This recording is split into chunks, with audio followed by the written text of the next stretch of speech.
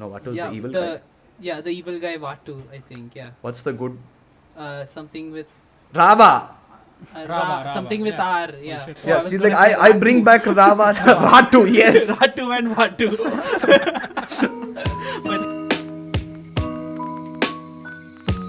Hey guys, welcome back to Weeb101. Today we have a special episode, and before I hand it over to our resident Weeb, Japanese expert here, I would just like to establish some nomenclature. We have Sid 1 and Sid 2 today, so things might get a little confusing. They both are sort of fair Indians. They both wear Sort of glasses fair, and they both are bald, so Uh-huh. they're really not helping differentiate anything here. You can And call we me have- Beanie. Because Yes, I have and we have Audi, who is also Yes. bald, but he's darker, But no and we have specs. me, who is balding, and I have specs. Yes, so we all have some similar characteristics. But yes, Yes. Sid 1 or Sid Senior or Cory. Glue your eyes to the screen. to Let's tell go with Corey. I'm down with Corey. Yes. Okay, Cory, introduce our guest. So, today on this probably special episode of Weeb101, we have my brother Sid. Apparently, I am the real Sid, but my brother Sid. My parents couldn't come with anything more interesting to name him, I guess. But he's doing a lot of stuff. Chiki, introduce yourself. Talk about what you're doing and yourself. Yeah. Yeah, I'm so sorry. sure. I'd just like to take a moment to say that Hmm. Cory is terrible at introducing people. So I I let them apologize do. for that. I let them do justice to Yeah, themselves. but This is a person. yeah, they but then do like things. set up the stage. I did. Oh, this is the person. He does something. That is you. No, setting I up said the your stage. name is not as good as mine. That's how I set it up. Now you continue. Amazing. So yeah, I mean, anyway, first of all, we're not twins. So that's out of the ballpark. Because honestly, our names are similar enough to be twin names, but we're not twins. Anyway, so yeah, I live in Vancouver. I am a writer. I love all types of creative art. I love musicals a lot, like very deeply. I'm a definite thespian. Yeah, I love anime, and I'm here to talk about it. Well, we have someone who loves anime more than Audi over here. So Yes, yeah, actually, we we're actually Come do. on, what? We have Wait, someone. We have someone who's seen Naruto and likes it. Yes. Great. Hey, come on. Give Audi some credit. He watched Naruto and watched till the end of the Zabuza arc thrice. Yes. Okay? Thrice. Whoa, Zabuza. Yes. I mean, Not is- far. away, everybody but knows that the Zabuza arc is one of the later arcs in So Naruto, you know? yes, just before the Like- pain arc. Yeah, it's like the third whole arc in the series. Yes. Out of like how much 20 odd arcs? Who knows? Yes. So, Audi got bored of Naruto. He said, Yes, and he Chiki. just stopped reading it. I never garnered enough interest to get myself to reading it. You know, these guys kept talking about it, and after a point, I just kept reading it, and I felt bored after a point, and I was like, I don't really see what they see in this, and I stopped. I mean, I kind of get it because I haven't read it. I've seen it, and I am an absolute sucker for good action. And you give me flashy action with like dynamic camera movements and explosions and like particle effects, and I'm already down to watch the show. And upon that, you add like a really good storyline, and for me, that's amazing. So that's what got me through like most of like Naruto, was just such a good storyline with like beautiful action. Personally, I'd read it myself, but you know, even otherwise, like regardless of the format, I just felt like it was Yeah. a bit off for me. I never ever got around to finishing after the Zabuza arc. Characters are What? cool, I What will He say that doesn't like much. shonen. That's basically the... Yeah, he doesn't like shonen, the Bottom line. genre. Well, which there is- I do like shonen, just the one, I guess. One Yeah, he piece, likes and that's One about Piece. it. You like Hey, but, one shonen.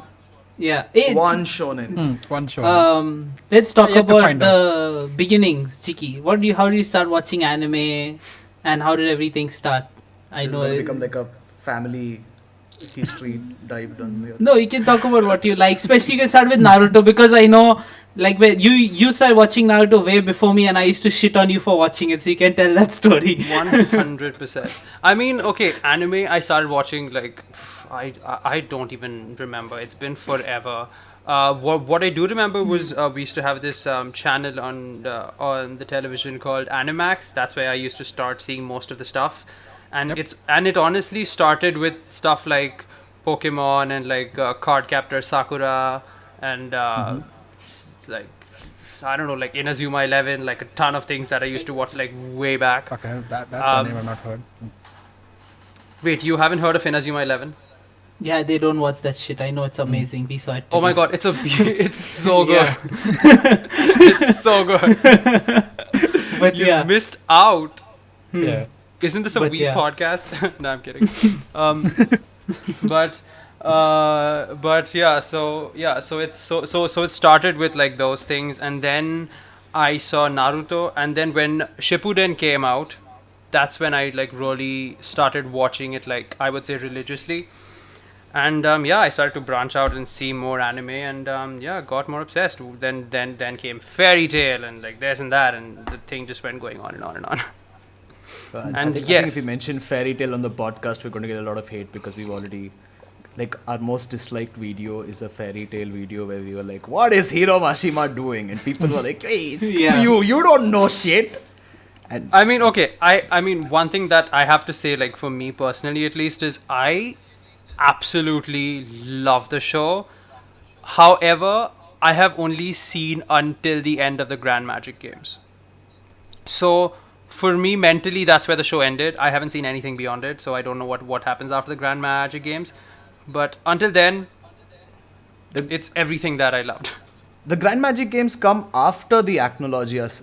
Just arc, right? after. It's the first arc after the Acknowledge, yeah. Wait, I thought that wasn't in the anime. Say, didn't you tell me that the anime it was- stopped before the right at the Acnologia arc? It stopped, then they renewed it, they did a few fillers, and I think then they did Grand Magic Oh, and okay, okay, continued. okay. Yeah. Oh, Yeah, they did Grand Magic. They for sure did Grand Magic, and it was honestly fun to watch because like they got like other like powerful wizards who were like not villains, so that was fun to see. And like I really enjoyed it, and plus also like Fairy Tail to me is also like a very like nostalgic show because I did see it as a child and was of absolutely course. like blown away and like just obsessed with like certain characters, and like I love the show. I haven't long finished back, it, yeah. so for me mentally it ends at a different spot, but That's the way. I enjoyed it, man. and now you see why Sid and Sid are very similar. I think that is few the years same back- opinion Cory gives on every episode, where like, "Hey, what do you think of this?" And he's like, "Oh, it ended for me much before that." Like, okay, Yeah. that's great. Hey, we say Naruto ended at the pain arc, okay? We say Yes, that is true. Naruto did at the end of the pain arc, yes. Hmm. Sasuke fighting the Kage, what? I don't know what are you talking about? That was so weird, man. Although your brother, both of you, your other brother seems to be a Sasuke fan, which is what yeah. he said today. Yeah. you said that today. Even you liked Sasuke in the beginning in Naruto, right, Chiki? 'Cause Okay, one reason. Okay, so when I saw Naruto, I did really like Sasuke, and that is because he was the one character who just seemed like he had so much like potential for character growth, and so much could be done to like deepen his arc, explore his past, and just so much could be done with him.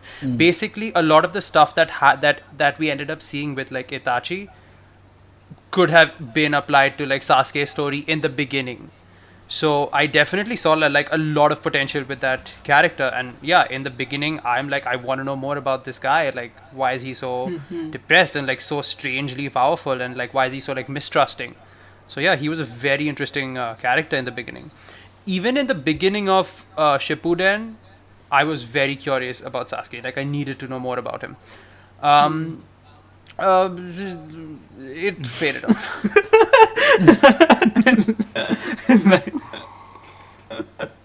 What I because I find don't. amusing here is Audi is also laughing, and Audi has no idea what actually happened. Yeah, Audi has no idea. I know we're what talking happens to Sasuke. He meets up with Orochimaru and then sort of consumes him for his power and shit. Something like that happens in the middle, somewhere in the Hey, middle Audi, of the manga. spoiler alert, that happened only 7 years ago. about. Yeah. Yeah, I see. But I know that he does take part in a lot of fights, and they show him fighting off like 4 different people at some point. So, Yeah. Audi Is it 4 knows an different? odd amount of Naruto with no context whatsoever. I It's like remember. Sasuke I is remember fighting like panels. 4 I remember people. panels. I remember imagery of him just fighting off this dude with like a twin in his back or some shit. And I was like, oh, okay, the twin in the back is like, okay, it's a very interesting character. Wait, what? But that's barely what I remember about it. Dude with Audi, a twin you're on his mixing back. up a Who is lot that? of he's talking about Sakon and Yukon. Sakon and Oh, Yukon, wait, but doesn't Kiba fight them? Yeah, Kiba fights them. Sasuke doesn't fight. yeah. So okay, I mixed it up then. Yeah, my bad. Yeah, because I thought of them, My but memory is all then I'm over the like, wait, place. I don't think Sasuke fought them. Yes. Well, that just shows how much Audi has watched Naruto. Yeah, but no, like absolutely, like with like Sasuke, my like one grudge is that there's just so much wasted potential with that character. I think that I think that they just went real like too dark with him, dark almost to a point where it's like irredeemable. It's almost which too I don't know, emo, I would wasn't say. a big fan of. Yeah. Yeah, I mean, his character arc in the end just became like, oh, my brother did so much to save my village and me. I'm going to destroy exactly what he stood for. That makes sense. I mean, I like that. I don't know, man. I was like, I what the heck? I don't know where they went with him. Yeah, I mean, I also did not like how Itachi became like the answer to literally everything, because Kishimoto was just like, okay, I have a problem here. Kabuto, I made him too powerful. What do I do? Itachi! I was like, okay, Itachi's back. Okay, but now how do I stop him? Itachi! And it's like every single time there is even a minute problem. Like even when Itachi was broke the oh my god, what's it called? The resurrection jutsu, and he's fighting with Killer Bee and Naruto, and they're fighting Pain over there. They're fighting Nagato. Naruto's like, oh my god, don't get caught in that, you'll die. And Itachi's like, well, you're alive, aren't you? Here, this is how you solve it. I'm like, dude, what the heck? Stop giving answers to everything. You can't be this knowledgeable. It was dude, actually with Itachi coming back in the war, one thing that didn't really make sense was when Itachi came back, he still had his Sharingan. But didn't Yeah. Sasuke take Yeah. Itachi's Sharingan to get Yeah. his eternal Yeah, Mangekyo? yeah, that's true. So I'm But like, that how did was- he get his Sharingan then? Oh, I think eyes in Naruto are just like a very different concept than our world. yeah. because I think It's like when he did the war, he forgot about like everything before the war. that is true. Yes. Yeah, all context gone. Like it's No, also eyes, Sharingan and Rinnegan in Naruto are like USB drives. You just pluck one out and then just stick it back into somebody else's, and you're done. That's it. Yeah, It's plug and play. Yeah, like, You know, literally, at the like, start no like when- concept of like DNA or anything. Yeah. And it's like when Rin had to implant Obito, Sharingan, and Kakashi, there was at least like some. Okay, they're like, okay, medical jutsu. Okay, it's gonna take a while. Okay, you need to get used to it. It's gonna take a while. And then this guy Madara comes back and he's just like, okay, pluck and pop, and he's fine. I was like, what? God damn, that's just like a new level. Like, what happened to all that mystery who built up around this? I mean, to be fair, Madara did have like Hashirama's power at that point. That is so true. he That's a fair point. So he did have like just like instant regeneration. So, I mean, That is in true, that that is context, it makes sense. To me, the one thing that doesn't make sense was like, how in like real life, if you need like a kidney transplant, you can't just get a kidney from like a random stranger. Anybody, Like, yeah, you need exactly. a specific in match. Ala Sopara you can, but yeah, continue. but like in the show, it's like, oh, like any eye is fine. Like you just like put it in and like it works, which is like okay. It's all Uchiha blood. They all share the same blood type and they're all inbred, I guess. I'm not sure what the answer is over there. Wait, but then that would mean that Kakashi at some level is an Uchiha, like I don't know, 1/10 or something. Yeah, I mean, it makes no sense how Kakashi just got the Sharingan. Yeah. He did And how he, suffer like, for a developed while, it to, right? like a Mangekyo. No, but they like Kakashi at least did suffer. Like they actually showed him like visibly suffering with the like it was a like it was a big Strain burden on on him. him. Yeah. Yeah, exactly. No, but So- it's weird because the it seems the Sharingan is connected more by the eyes of the original person than the eye of the person it's in. Because when Obito got his Mangekyo Sharingan, Kakashi also got his. But Yeah. why? Was it just because like Rin was both of their best friends and it's like yes she died so both of them got, but Obito didn't kill Rin, Kakashi did. I don't even understand. This is that the eyes are connected. It's like one becomes Mangekyo, the other one is like yep I'm transforming too, I'm done. Yeah, I don't want to be left behind. It was odd. Yep. Man. Even the concept of like how do you mix two eyes to make like one fancy eye? Yeah. Like how does that work? Like when Sasuke took Itachi's eyes, like how did he like mix Itachi's eyes with his own eyes and just like make like Yeah. the eternal Mangekyo? Yeah, I mean, okay, you know what? I would give some benefit of doubt there because he had Madara's guidance and all that. But when Itachi first did it, or when Madara first did it, he was the first one to do it. He just grabs his brother's eyes and he's like, plop. What the hell? You can't save people from dying but due to war injuries, and you're just plucking out your brother's eyes and popping it into yours. How did you manage that? And also the fact that the Byakugan, the Sharingan and the Rinnegan were supposed to be three distinct eye types, and then eventually they became like Byakugan upgrades into Sharingan, upgrades into Rinnegan. I'm like, what? How did you manage that? They are nothing alike. They all have such vastly different Yeah, powers. yeah. Very different. Yeah. But like I'd say like me personally, I really like the Byakugan a lot more, and like the way they developed the Sharingan and the Rinnegan, I do wish that they would like give like the Byakugan some like like upgrade Extra or powers. like Yeah. some Yeah, like, yeah, it would yeah. be so cool. They didn't give like much to it, yeah. something like you can see into the future, you can see what your opponent is about to do in a fight. I don't know, but that would just make it Doesn't that just so become Isn't the cool. that Sharingan, though? normally what happens? Yeah. No, Isn't that that becomes what the Sharingan. Kakashi does? Kakashi well, predicts up until the moves Zabuza fight based anyways. on the muscle movements of his opponents. Like No, but what Sasuke can Kakashi- literally see the next movement of his opponents with the Sharingan. So but then like, isn't that explained as like predicting based on muscle movements? Because they had a part in like Naruto where like Kakashi says that I'm looking at like where they just go into random like little conversations in the middle of the fight where Kakashi explains that he's looking at like the muscle movements and then predicting the most probable scenario. At least I think that was only for the hand signs with Zabuza, because when Sasuke and Naruto are fighting at the valley, that time when Sasuke unlocks his Sharingan for the first time, he can clearly see Naruto's movements before he makes them. Oh wow! Oh damn! I didn't And know that's that. why the Nine Tails power becomes more useful for him, because Sasuke is not able to predict it with the Sharingan because of its randomness. Oh damn! But also, what do you think of Boruto? I don't think he knows much about Okay. it. I think we should enlighten him. Okay. One Here's more. Yeah. here's the thing though. I have seen being like the sucker for action that I am, I have seen specific like fight scenes from the show. I have not seen the show, so I don't hold an opinion of it. Okay, I would like to tell you one line that Yeah. we recently found out and ask you for your opinion on that specifically. So it turns out that Boruto became such a mess that Kishimoto, after saying he never wanted to revisit the franchise, joined back just to save it. And the first Oh my thing he God. did was he made Sasuke lose the Rinnegan and he made Naruto lose Kurama. So he nerfed both of them in the weirdest way possible. What are your thoughts on Naruto losing his most Yeah. iconic His identity. characteristic? basically. Yes. Yeah.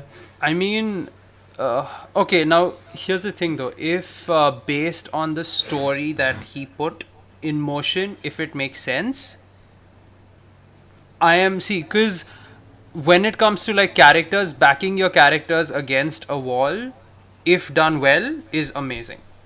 But again, the specification is that if it's done well and if it's not just done as like a, this like one of God just suddenly comes and like, pulls Kurama out of Naruto and like that's it. But if done That's well, sort of how it happens. There are gods Well- in the Naruto world basically who are extremely strong, and they kind of just screw over Sasuke and Naruto. and destroy their powers. In fact, a little kid. I forgot his name. There's this little kid with some mysterious power who stabs Sasuke or something, and that's how he loses his eye. Which, yeah, there's a kid who stabs Sasuke in just the like eye. that, Yeah. There's Yeah. a panel. Yeah. Like the guy who is a experienced veteran in Yeah. war and has eyes that can literally See everything, what you're going and to he's do. so fast Got and stabbed swift in the eye. by a kid. Yeah. That is that is really strange. And like honestly, when this is actually one of my like pet peeves, when like writers make characters fall to like weaknesses that they should be able to easily overcome. Exactly. Yeah. That's like honestly a pet peeve, because like if you do want your character to fall or like be defeated, find like a creative way to do it. Like for example, if like Naruto like falls off a balcony, like no one would care. It's like, yeah, like he's Naruto, he'll survive. But like if you show that Naruto gets defeated just because he fell off a balcony, then that's just stupid. So so that's what I mean by like making characters to fall to weaknesses that they can easily overcome, because if done in a creative way, it can be amazing. But like when it's done in like such a stupid way, it like disconnects you, because you're like, wait, I thought this character could do this. How can they not do it anymore? So yeah, that's a bit of a bother. But one thing I really dislike about Naruto in specific is that Kishimoto kind of wrote himself into a corner by the end of it, because he got the mother of all creation to fight.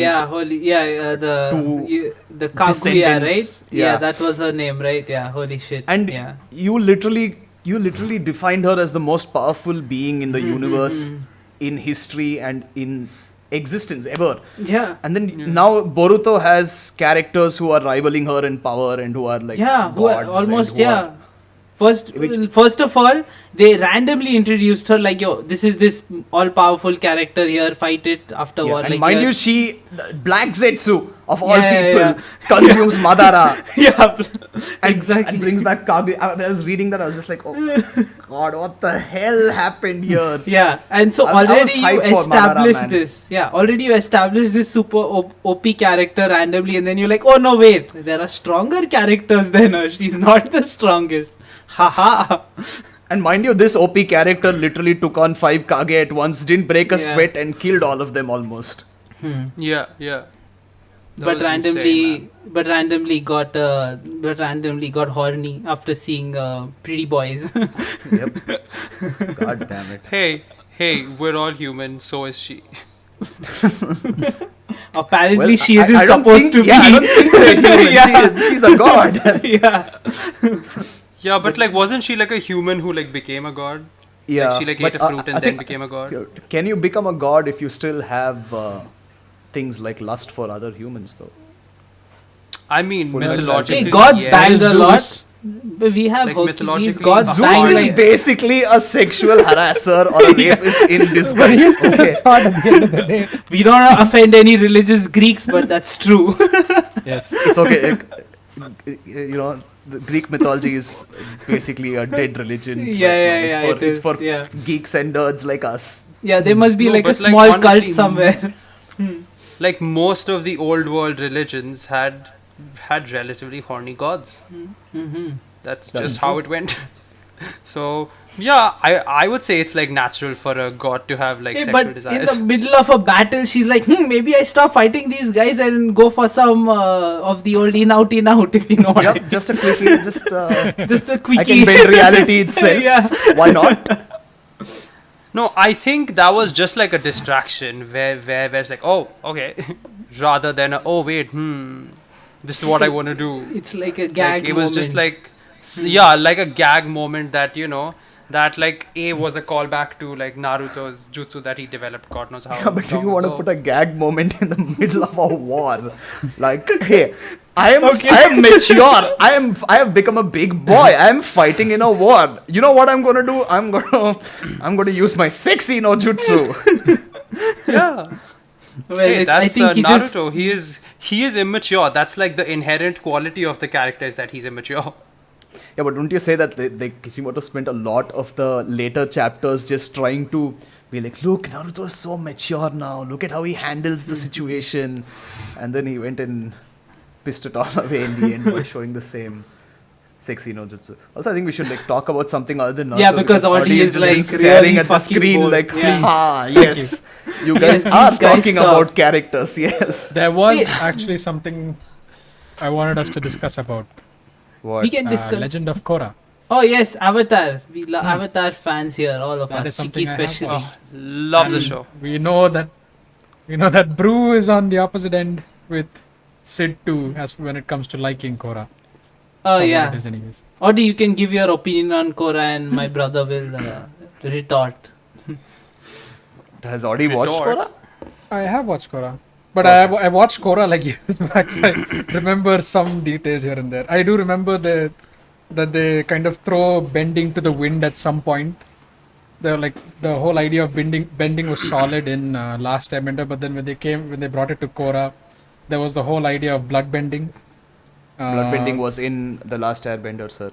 It wasn't Last Airbender, but it was a very special this thing. It was supposed to be a very special art that only the old lady and Korra could master, and under the influence of a full moon, if I remember correctly. Katara. Katara, not Yeah, Korra. Katara. Korra's Sorry, not a bloodbender. sorry. It's been a while, sorry. But yeah, like there were a set number of this thing conditions needed for blood bending to work. Whereas in Korra, it was all over the place. The one dude comes out of nowhere like, yeah, blood bend, please. Blood bend this whole army over here, will you? Blood bend the whole Senate if you can, and just make them accept our demands and shit. So the bending got lost somewhere in the middle. I was also a bit confused because I thought it was this whole special art, and I figured, yeah, they have to time everything according to the moon. They have to time their whole attack accordingly. Make sure everyone is at their peak strength, and only then can they attack someone like a council of elders that comprises of fucking Zuko, who is the current Fire Lord, and I don't think Zuko was there in that council though at that time. I think it was just Aang, Toph. but then there were people of Sokka similar caliber. No, and Katara. they were like, I think they had people coming in from the Earth Well, Nation. you did have the Avatar there. Yes, that's true. So yeah, like No, they kind of explain it. Like I don't think that's the biggest Yeah, I problem don't think have that's with an issue Korra, actually. because you're still seeing progression. Like, so bending is still evolving because Korra is set in the future. So something that was one rare, you can see it becoming pop. Like you can see it No, becoming. another used thing more is they also. show the dude. I forgot his name, but they show the dude like abusing his children and forcing them to bloodbend and practice it regularly until they become good at it. So I think that kind of gives the Yeah. explanation. But a can couple it of be things. done through way of practice? Do they ever establish? Apparently, that's Dude, they can, canon. like- I mean, the yes. old lady can do it, but then even she says like, I can do it, but I can do it really, really well when it's in a full moon. And she Yeah, does but she as can do well. it even without a full moon. Yeah, but it's not like she can't. developing. Things evolve. Like they have stuff like metal bending and like lava bending, which like Yeah, in lava the bending. old Airbender world, like you couldn't even imagine, right? So Yeah, I'm not a fan of Well- lava bending personally, because I Well, feel I like mean- it combines too many elements to. I mean, see, like technically, we did see lava bending in the Last Airbender. We only saw it done by the Avatar in the Avatar state when we saw it in Airbender. Because think of when like Kyoshi like separated her like island from the mainland, right? She Yeah, and literally Roku cracks also the earth and then fights the lava bends volcano. it. And we even see jeez, what's his name? The Avatar before Aang. What's his name? Roku. Roku, yes. Even we see Roku lava bending when he's like trying to escape the volcano. Was he lava bending? So we Yeah. definitely, Yeah, definitely he literally see stops the bending. lava from Oh, flying okay, towards okay. him. So Yeah, and I mean, but and like to me it makes complete sense because if like a waterbender can bend ice, which is literally like a solid form of water, it makes sense that an earthbender can bend lava, which is basically like a liquid form of rock. but it's also a liquid form of fire. Is it though? No, it just causes. not It liquid, just no. burns things. Molten just lava is like, it's just heated. Yeah, it's molten rock. Yeah, it's not fire. Yeah. It burns If anything, things. yeah, it's fully ground. It's just hot Yeah, ground. it's nothing just else. it's Literally. yeah. It, Yeah. so that's why And like ice is lava basically bending cold sort of- water. So it was actually kind of right there because Roku shouldn't be able to, but yeah, he's the Avatar, so he should be able to earthbend quite literally anything he wants. practically. Oh yeah. like lava bending is not something that I had an issue with, and then like naturally, like they are showing like a natural progression of the world. So bending is evolving, especially since like the collapse of like the rule of the Fire Nation.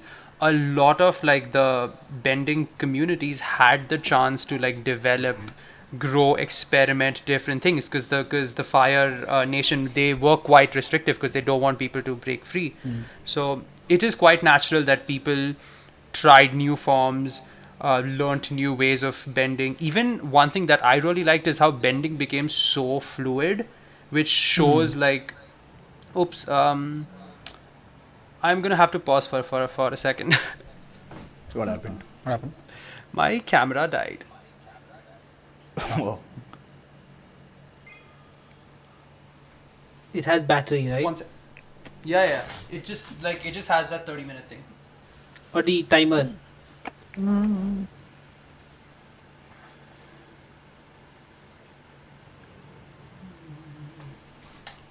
All right, we're back.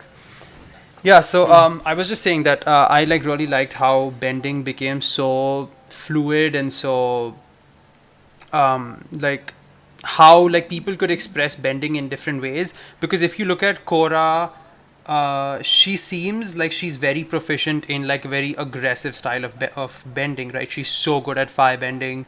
That's actually what she like falls back to the most. Like that's the one she uses the most. And when you see her airbend, you see like a translation of that style, like the like direct like punch kick combos that she has in like fire bending is what she uses in air bending, which shows like a really good like translation of like how bending can be expressed in like different ways.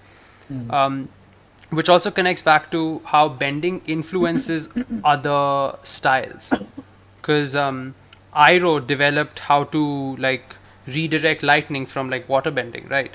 Which is already a representation of how like one bending style is not restricted to one element. You can put it into different elements and learn new things, which is what they do quite well in Korra. So so like the bending was actually one thing that I did quite enjoy watching, and like seeing the development, seeing how it's been explored and everything. Yeah.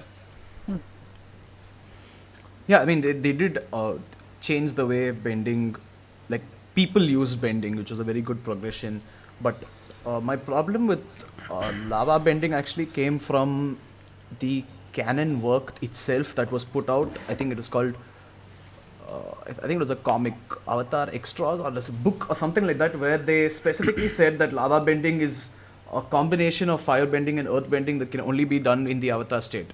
So then they went on to Korra, and then they showed lava bending, and I was like, this makes no sense, because according to the creators themselves, lava bending is supposed to be a mixture of the two, which means that you're not supposed to be able to do it as only an earthbender.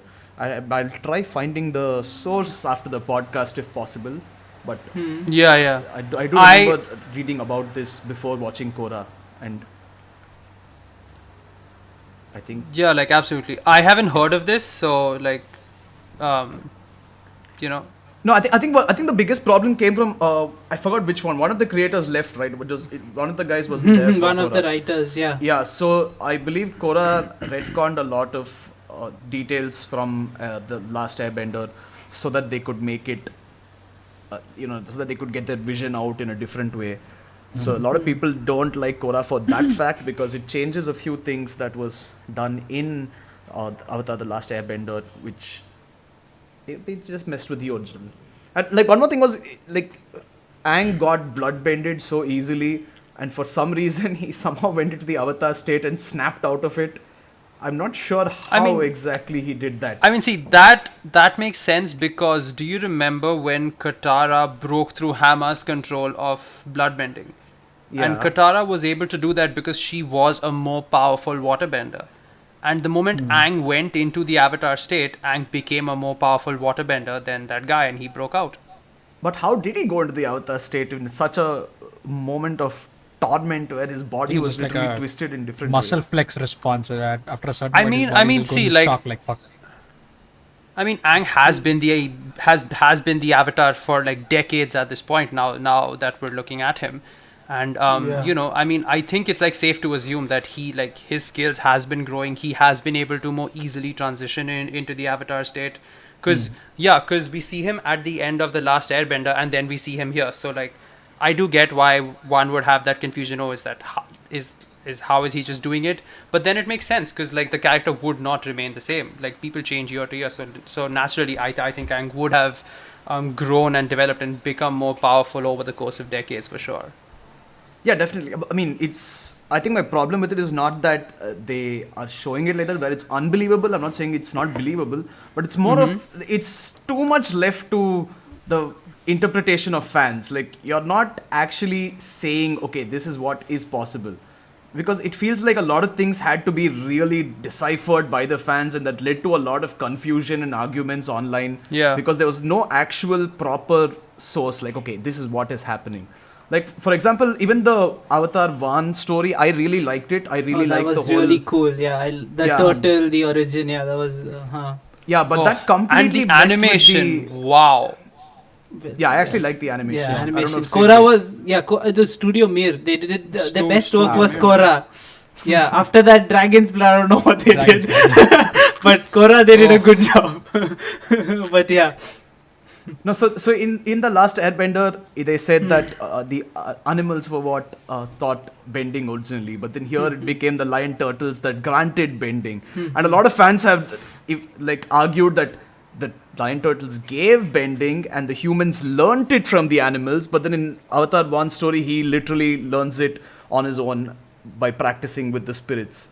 So that kind of causes these breaks in between the two causes Korra to become a less enjoyable experience for me personally, because I'm like, okay, you have the source, you are the creator. Why would you go against your own work? You're disrespecting your own work, which was a global phenomenon. Like Korra, I don't hate Korra. I'm just saying that I don't hate Korra. I just find like small faults that cause like a disconnect while watching it. Yeah. Yeah, no, I mean, that was one thing that I initially did not understand completely, but I think at one point I looked into it, and somewhere I read that Avatar 1, he was just the first Avatar, he was not the first to bend. Like, before him, people were already like getting like individualized powers from the turtles and bending, right? Because we see that, oh, this like tribe is like gonna go hunt, so they get fire bending from the turtle. They go hunt, and then it's assumed that they come back and the turtle takes the bending back. Like, people don't keep their bending. Keep the bending, yeah. So this shows that like bending exists. People are already bending, so they could have learnt it before. But And, they don't show that it's bending though. They show it more of a literal use of fire, where they're just holding it up to scare away the spirits, and they're just throwing it without actually, guiding it or actually using any bending to use it efficiently or use it in a creative ways. So yeah, I'm not sure if that 100%. Yeah, see, and that would actually make sense, because bending is something that is evolving, right? Bending that we see in The Last Airbender, we can't expect to see that bending when we go back to Avatar 1, because bending has changed, it's grown, people have developed new things, people have learned more, like everything that happens as with like natural progression. So yeah, like in the beginning, where it is very rudimentary and it's very like at a very primal level, where people are doing even like the bare minimum, that does fit the scenario. Just like think of like the development of the human eye through evolution, right? At one point it was just like a cell that could detect light. It was as simple as that, and then through evolution it became like the complex organ that we all have now. So like similarly with like art and bending, like maybe in the beginning it was primal, maybe just like in the beginning holding fire, like that was like an amazing thing that people could do, and which in like later days people are like, okay, fine, whatever. So kind of like using stone axes and shit, just going in from age after like age evolving. with bending. Precisely. Yeah. I think that's the take that they went with bending and like Avatar 1, which is why like to me at least the very like simplistic primal bending style that was there, like it makes sense. No, I'm saying that makes sense. I'm just saying the origin of bending is what was, there was a difference in opinion for Korra and the Last Airbender. Also, okay, Yeah. one thing. Okay, if you could explain this to me, because I've been confused about this for the longest time ever since I watched Korra. I think in book 2 or 3, when does she fight Unalaq, and he becomes the Dark Avatar? And That's I think 2, I three. think, right? Oh, that's 3. Okay. I think so. The Yeah, spirit three, world three. breaks out Book in yeah, One is Unalaq Amon, becomes book Spirit 2 World, is Oh yeah, one book is 2 Aman. is Zahir, and book Oh, two is I thought Zahir, Zahir three was is, 3. Okay. yeah, that makes sense. Yeah, so Jinora. Oh no, goes yeah, into this- yeah. That is correct. Yeah, Zahir is after. Zahir is 3. Unalaq is before. Yeah. Unalaq is 2. Because Oh after, yeah. The spirit world after causes Unalaq, him to Zahir get gets the. airbended. Oh yeah, okay. Yeah, That makes okay. sense. Mickey just woke up and kicked my fucking microphone setup. He was sleeping all this Yeah, while. he was sleeping with my tablet on his tummy like this. He just woke up and kicked the whole thing.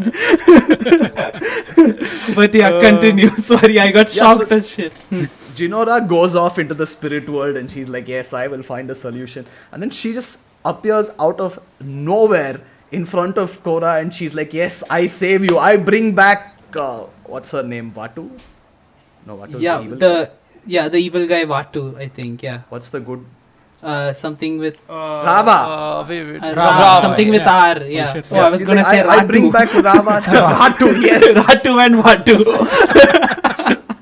But yeah, Rava. She brings back Rava to life and she's just like, here, now we can fight again. I'm like, hey, what happened to the whole build up of if you're dead for the next 1,000 years, you go into 1,000 years of darkness or 1,000 years of light or 10,000 years, whatever it was.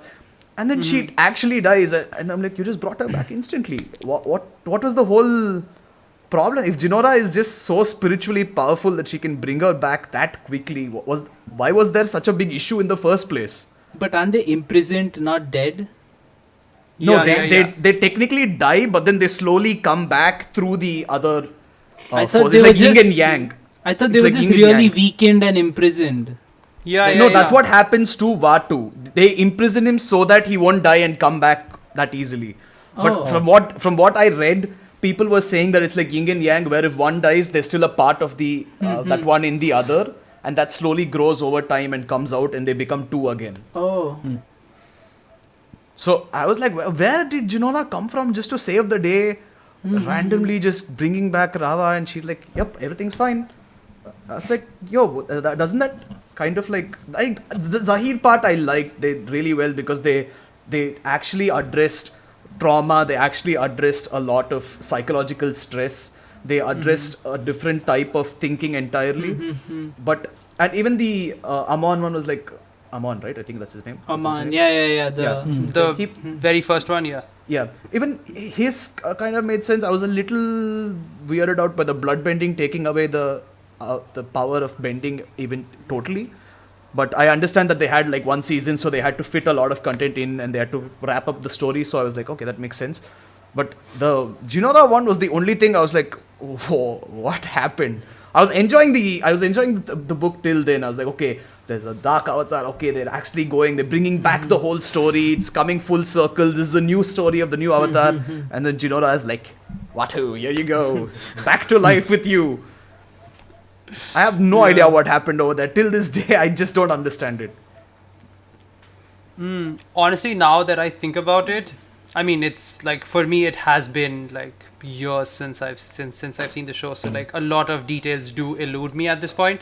But yeah, like I don't think I remember them mentioning any method or reasoning by which Jinora was able to do that. I mean, it was established very early on in the book that she did have a spiritual connection. Like Yeah. her like connection was stronger than like Tenzin, who's been like training for forever now. Yeah. So that definitely I do remember where, and like she does a lot more stuff where she's actually even able to like astral project, which is Yeah. something we've only seen like avatars do in the past. So definitely she is like naturally gifted, and she has like a connection from like the very beginning as to how she's able to do that. But yeah, like how she specifically does that, like accomplishes that task in the moment where she just is able to come down as this like little ball of light and like Yeah. solves the problem. That I'm not too sure about. Yeah, it actually makes lesser sense if you consider the fact that the avatar who's supposed to be the most spiritually connected person herself was like I'm done. She's dead. I can't do shit. And then Jinora's like, I got this. Chill. No, but I then bring her but then back. again, I think Korra's spiritual connection came from Rava. That as is it true, did but from the true. other avatars. So like, Yeah. I don't think Korra knew how to connect with like the spirit world without Rava, because that's a skill she never had to develop.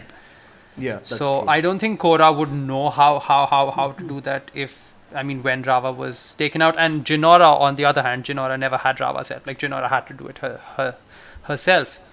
So, I mean, I do understand of how Jinora can have a connection when Korra can't without Rava. That makes sense to me.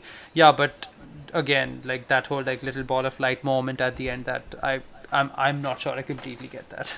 Yeah. But that does remind me of one other point. Not a plot hole, but I genuinely dislike this about Korra because I felt like it broke the whole spirit of what Avatar stood for. Was when she loses her connection to every past Avatar. Like, I was like, what the hell? Oh, that hurt. That Yeah. led to some of the coolest moments in the Last Airbender. You know, where Kyoshi and Roku actually take on their own forms through Aang, and they show so much. And then I was like, this Helped her a lot of idiot growth lost with Aang. everything. But When there's does just this a happen? when they She get al- disappointed at her, like she loses her connection. Remember, she can't Aang- access the Avatar Aang world. often When he When calls when upon Rava previous dies, when avatars. Rava But then dies, that's she loses temporary. her. But No, that's she loses. She permanently loses her connection to all the past avatars. She can't get it back. So even I the mean, but then she does go into the Avatar state, so she can go hasn't to the lost her avatar connection. state, Yeah, but yeah. she can't. So she she can't hasn't talk lost to the connection previous avatars. She can't That has talk been to the okay, previous so- ones, Yeah, right? The Remember. cycle was broken. Mhm. Yeah. Yeah, the cycle Yeah, so- breaks completely. I mean, I think just her like communication was halted. I don't think her Her communication with that the she lost previous connection, one. because if she can go into the Avatar state, that means she is still connected to the other avatars. But no. So that's the thing. She can go into the state, but she technically becomes the first avatar of the new cycle. Does she or So does she? she is does she become permanently only the last severed. avatar? No, Wait, because that does that mean that all the previous avatars, that whole state is like gone for Yeah, good? it's Like gone. it's She never can't back. talk Like for she's good. the first. Permanently severed. Yeah, she can't. Oh, she so can't she- talk to any of them ever So again. other future avatars will only see her. If Yeah, it- future avatars will only see her. That's true. that's what I'm wondering. Hey, Like, but don't she they have said a she part broke the when- entire cycle? So will there Yeah. be a new avatar after her? Yes, they death? will because they Yeah. got back Rava. Rava comes back to life, Oh, yeah. continuing the cycle. If Rava was dead, the cycle would have stopped completely. they have a scene in a temple, right, where they see the Yeah, where they she show the sees statues other- just of the crumbling other one by avatars. one by Yeah. one. Yeah, That's because that he was when it loses happened. her Yeah.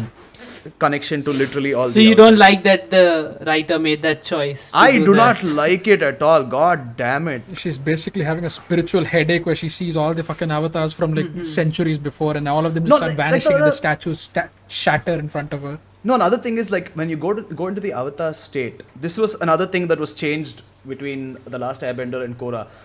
The Last Airbender said that the avatar state is where you have the combined experience of all the past avatars, leading you to have a lot more power and a lot more finesse in the way you bend and the amount you can Yeah. bend. That's how you can control all four elements.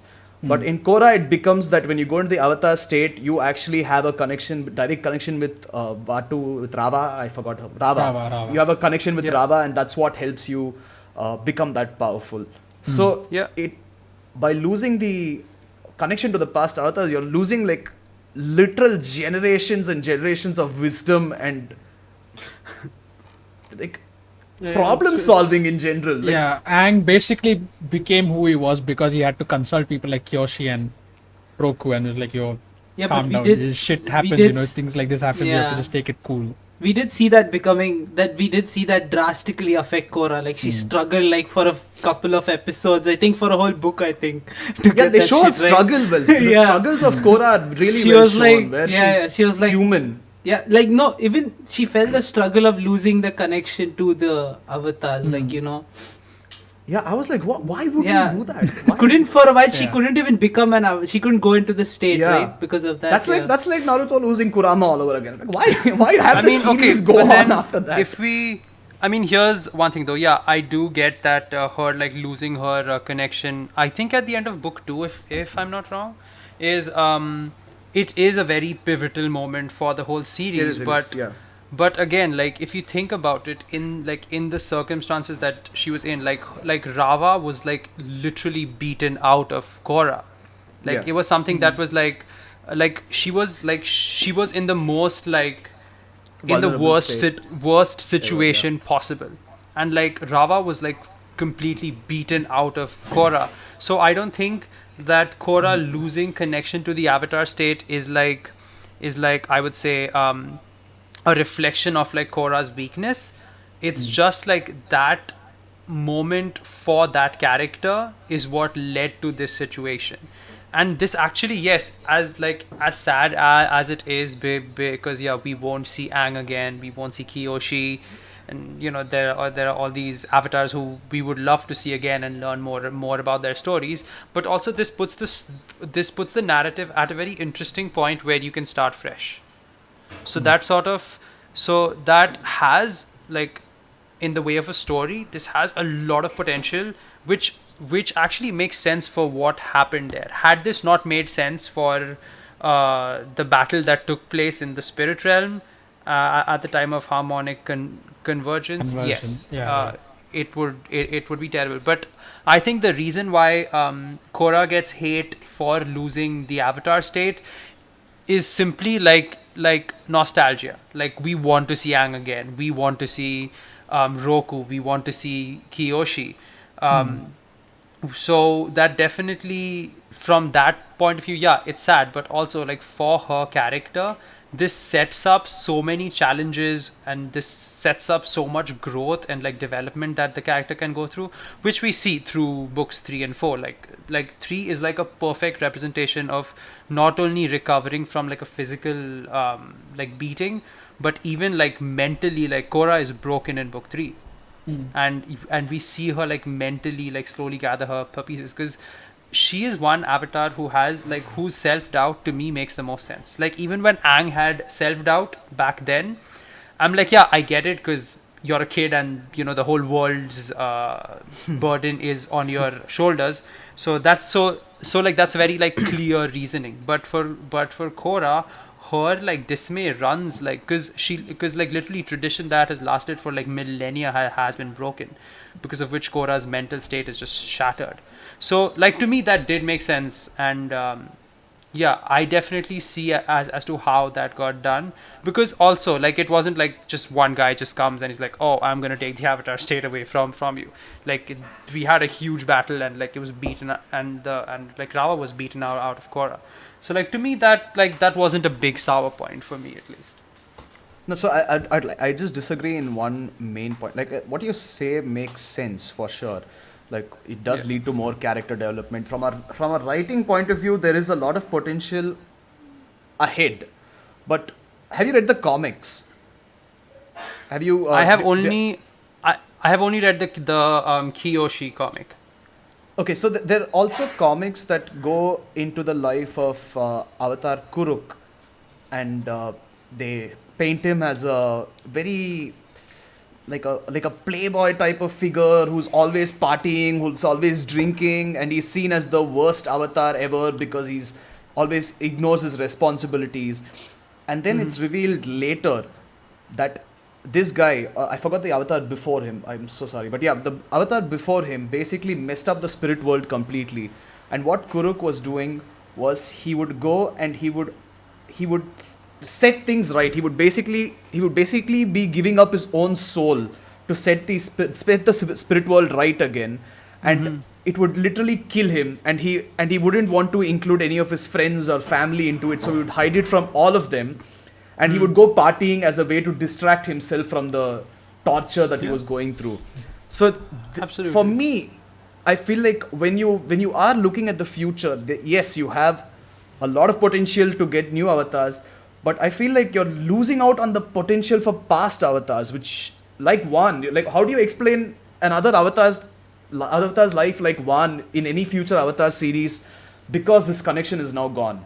So I feel like, while on one hand you are getting more potential, but the potential is always there even with the previous avatars existing, but you do get more potential, as you said, to start over fresh. But you are losing a lot of potential with the old one as well. He's going through the same problem I was going through. Yeah, when we yeah, first you were started doing. podcasting. Yeah. This is not meant for like. Yeah. There we go. And we're a back. Canon It's back. camera as well. Yeah. So yeah, continue. Sorry, I didn't mean me to interrupt. You can go on. No problem. Yeah. Yeah. So that's what. So I feel like the potential for future avatars was always there. This just amplified it by a bit by starting over fresh.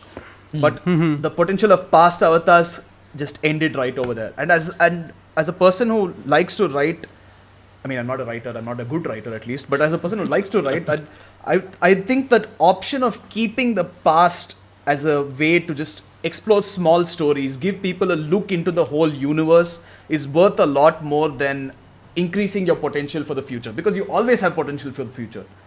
Like the success of Avatar, like right now Avatar Studios has been announced, people are hyped as hell. Crazy. So Yeah.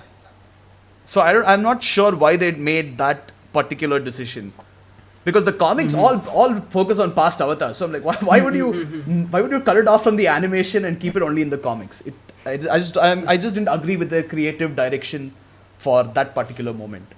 I mean, it's not a flaw with the story. They wrote it in such a way that it makes sense with the story, but I felt like the idea itself was not the best thing they could have gone for over there.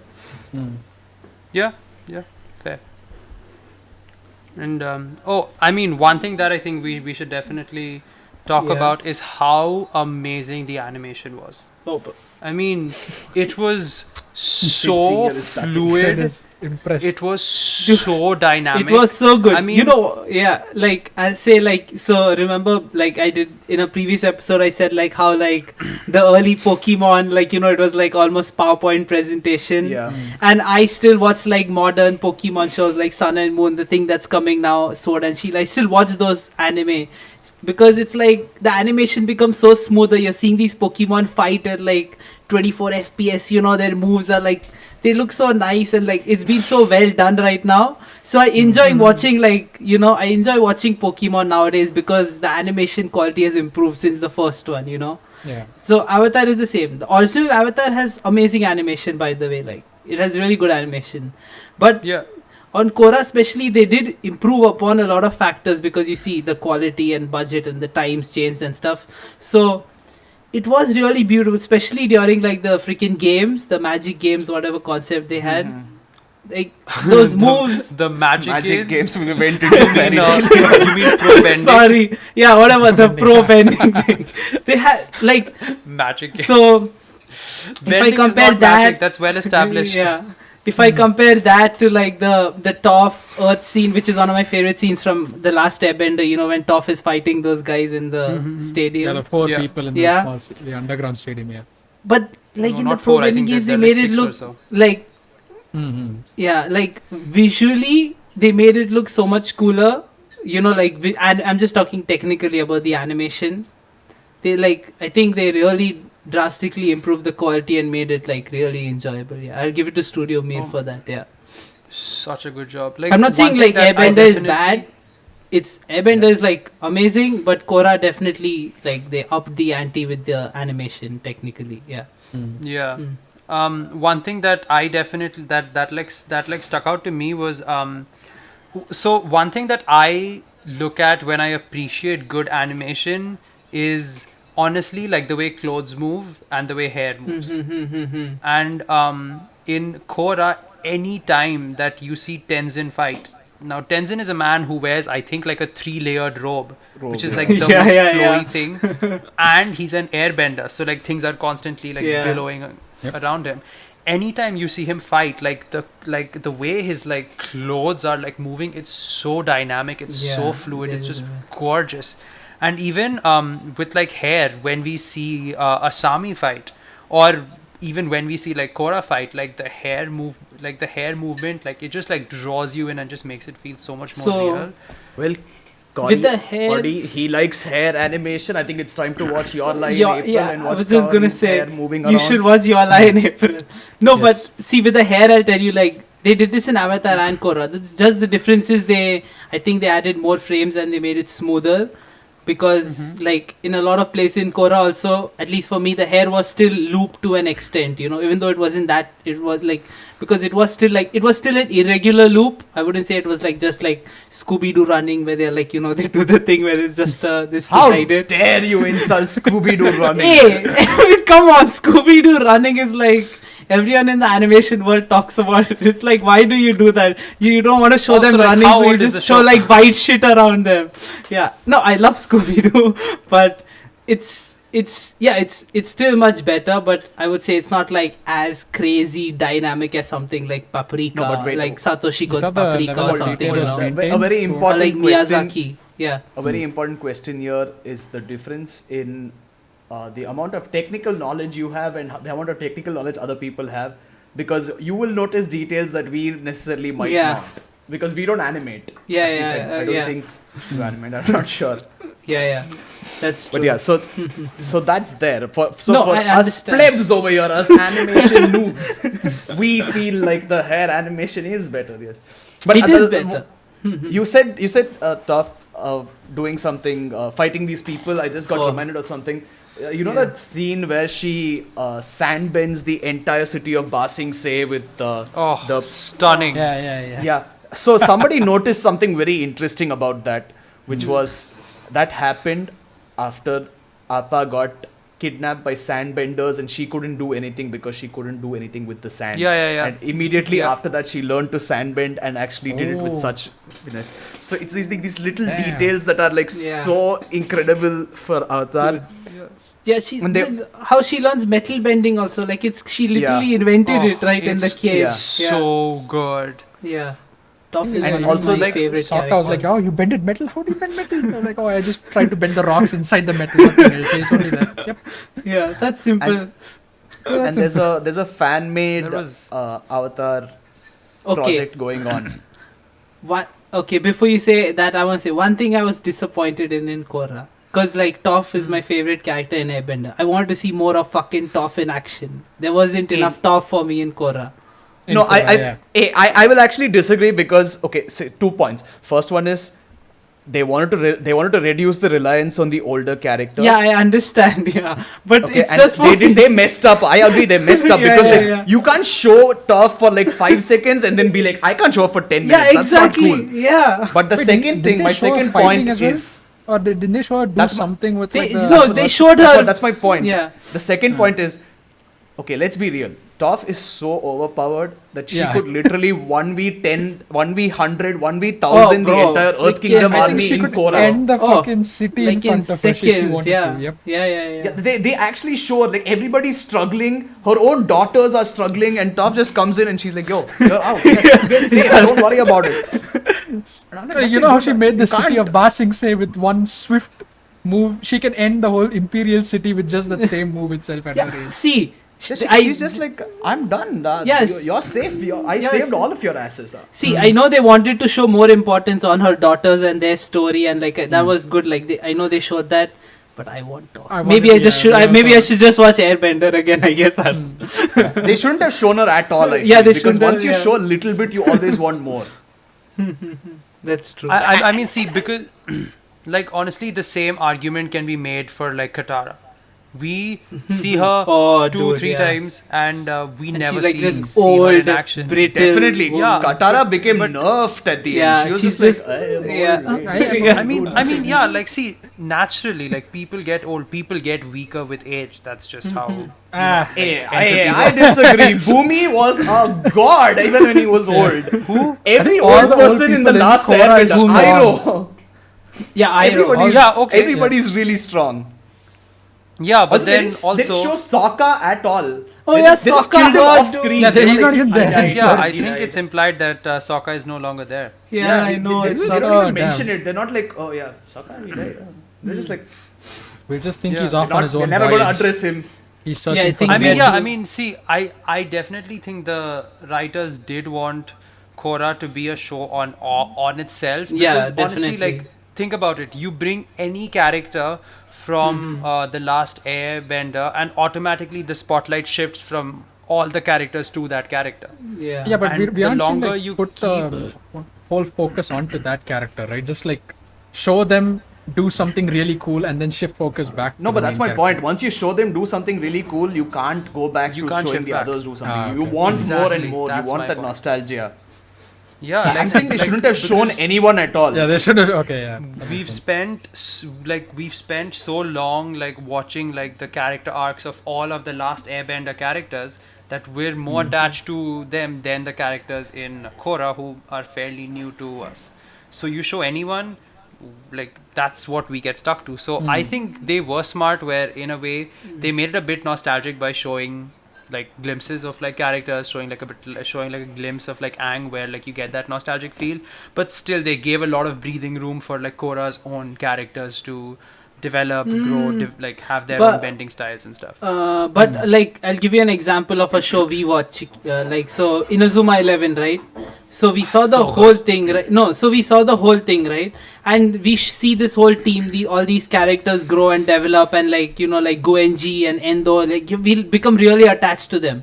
And then in Go, the next part of Inazuma 11, when these guys become coaches and there's a new team, I hate it because I'm like, I want to see how Endo and Goenji plays now, but they're just teasing Yeah. them and not showing me enough. So like even you Yeah. didn't like Go for that reason, because they showed the characters but didn't show them like as we wanted them to, right? Yeah. But they just Yeah. teased them. Yeah. So is this See, it's a similar thing? but in Go, the issue was that Endo, who is like the main character from Inazuma 11, he is always there. He's like the coach of the main team. Like Yeah. he is like constantly there.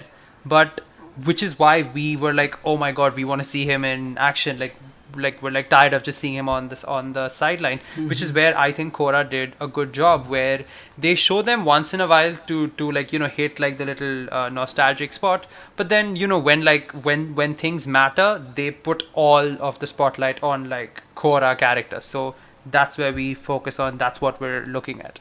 So I think they were actually quite smart with the way that they handled it. But yeah. I feel like no, this is actually, so I dived into the Korra, both sides of the hate and the love trains on the internet. I've always been following the Last Airbender, but I dived into Korra discussions as well. And the people who don't like it really don't like the fact that, like as you said, they teased it, but then the minute they teased it, you want more. And the minute you want more, you're like, that's not enough. What they did was not enough. So either you give them what they want, which ruins your story, or you don't show it at all, which ruins your nostalgia. So I feel like they kind of, I mean, I know it's just a small part of the fan base, not the entire fan base, of course. A lot of them appreciated it. But for the people who didn't like it, who specifically didn't like the little tease without actually showing anything, those people felt like it was cheap, because they're like, you're just playing off the nostalgia just to make your new show a little. It's definitely So- not. For me, it's all nostalgia. I agree to that. I wanted to Yeah, see so- Toph because I like Toph. That's all. I'm not saying it's this thing. Yeah. Yeah, absolutely. Yeah, I mean, I'm just like, dude, I take it was off. for it. Like the little glimpses that we had, I enjoyed it, and like again, this is my personal take on how I enjoyed the show. And yeah, like I sort of for like some scenes great, and then we're back on like Bolin struggling to learn metal bending. Like I was completely Yeah. cool with that. Also, like how cool of a character is like Bolin?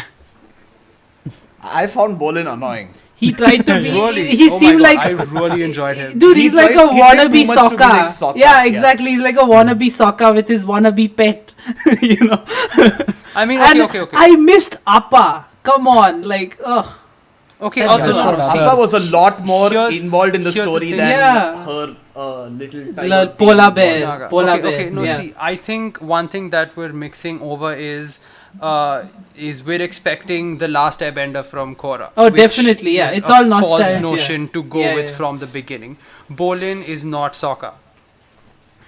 They have similar characteristics, but they are different characters. Naga is not Appa. So, like, just having Nowhere this, close. just like going into Korra with the expectation to see the Last Airbender is a false point to begin with, because you're not going to get it. You're not watching the Last Airbender. You're watching new characters with new stories and new personality attributes.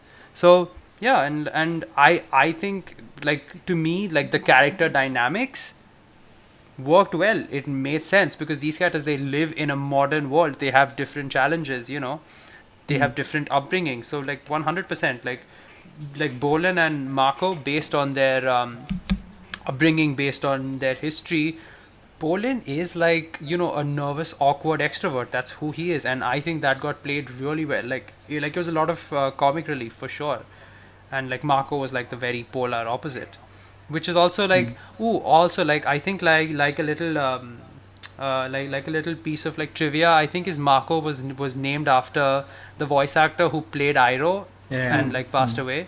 And in like honor of him, they named Mako. So that's a little bit of trivia. But yeah, no, I feel the character dynamics and like the relationships worked really well for the world.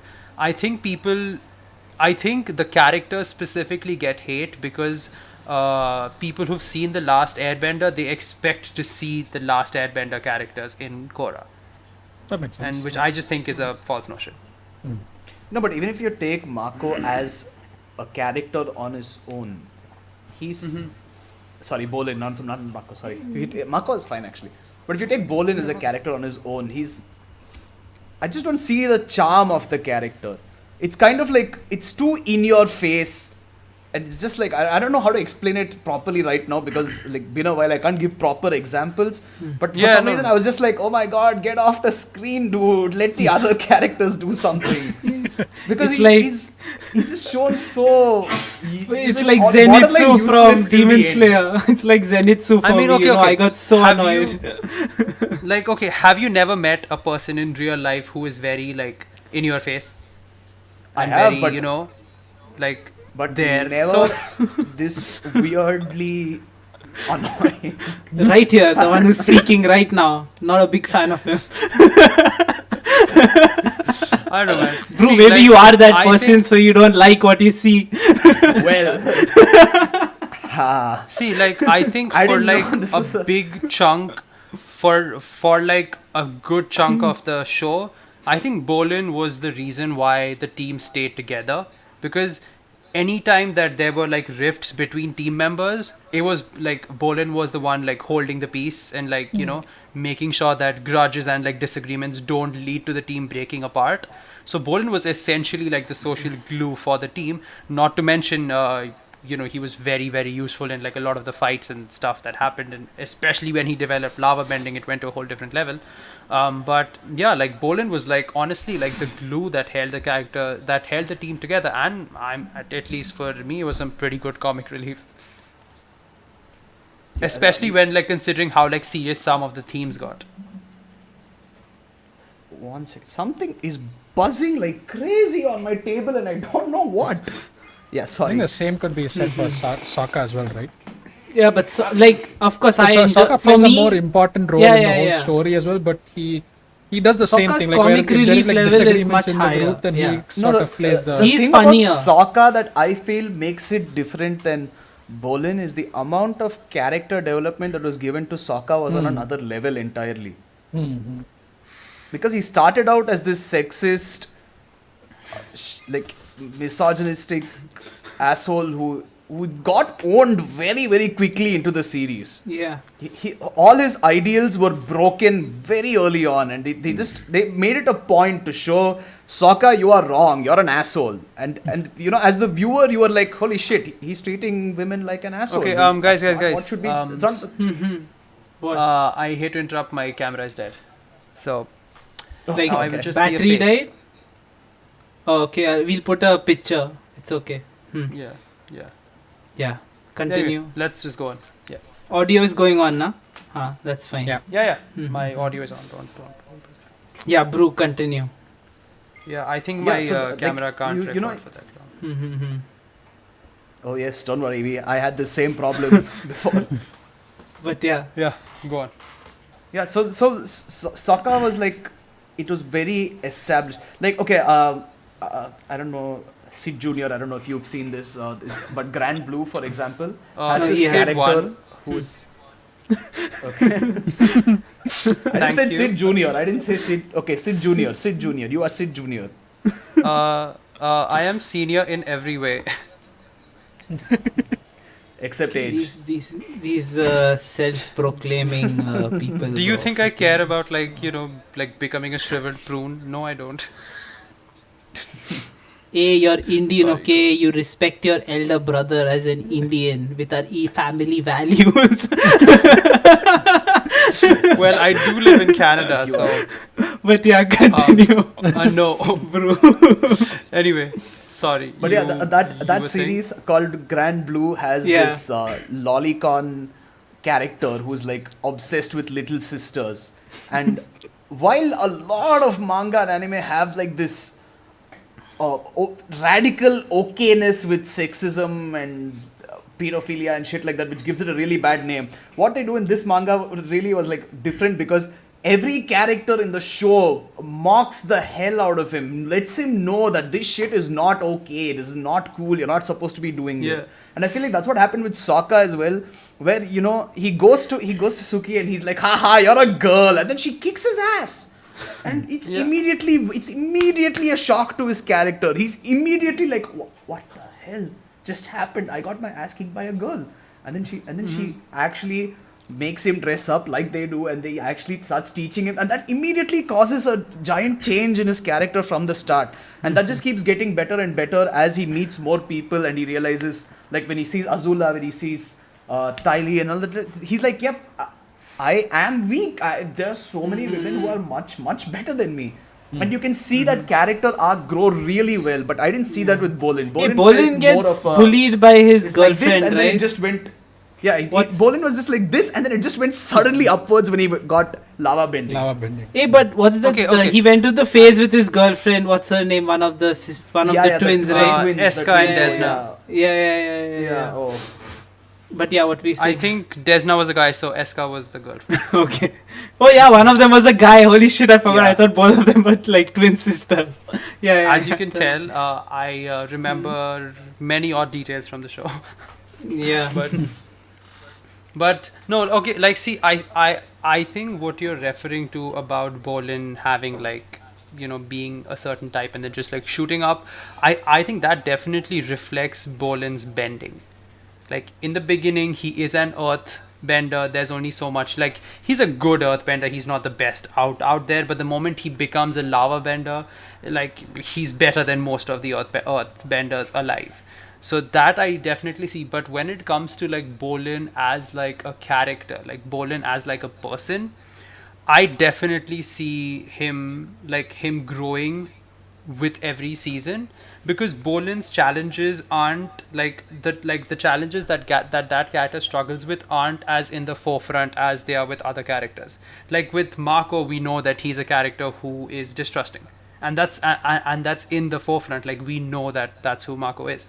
So because Marco's challenges are so clear and in the foreground, we see them, you know, be solved, and it makes sense. But because Bolin is a character whose challenges are like very hidden, we don't notice them being solved.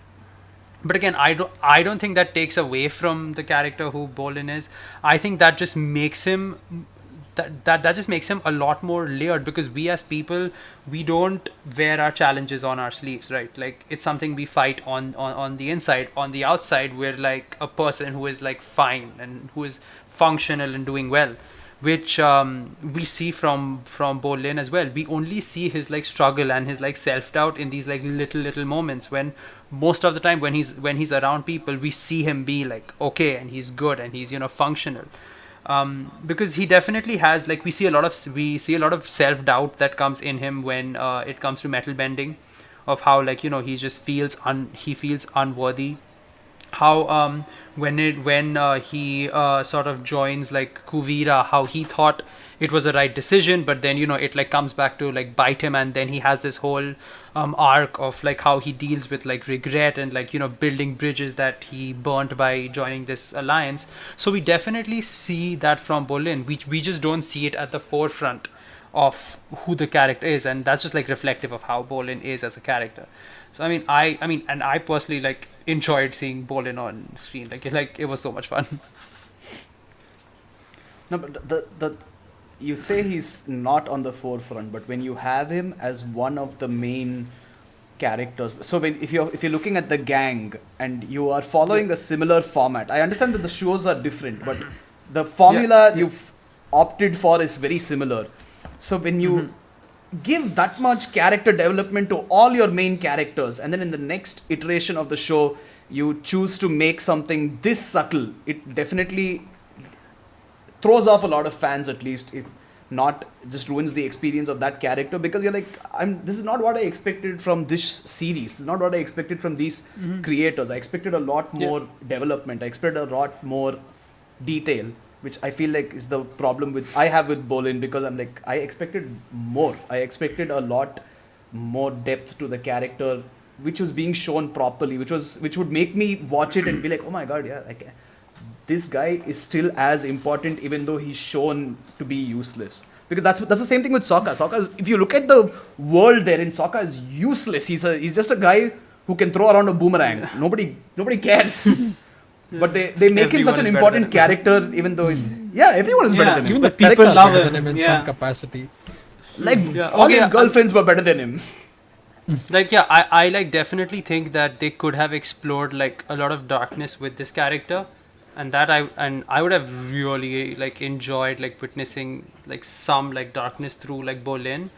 So that I completely agree. I would have like really liked some of his challenges to be not so subtle and be put on the foreground. But I think what they did was, I think they just like and this is my assumption, that they made a creative decision as to what challenges do we want to put in the forefront. And I think they just decided not to do that with Bolin, and they decided to do that with Korra, because Korra's struggles took up, because they really went into a lot of depth with her like mental struggles most and of the her show. physical struggles. Yeah. So I think that they just creatively were like, let's just focus like, on like that is Korra and let's like, like and naturally add.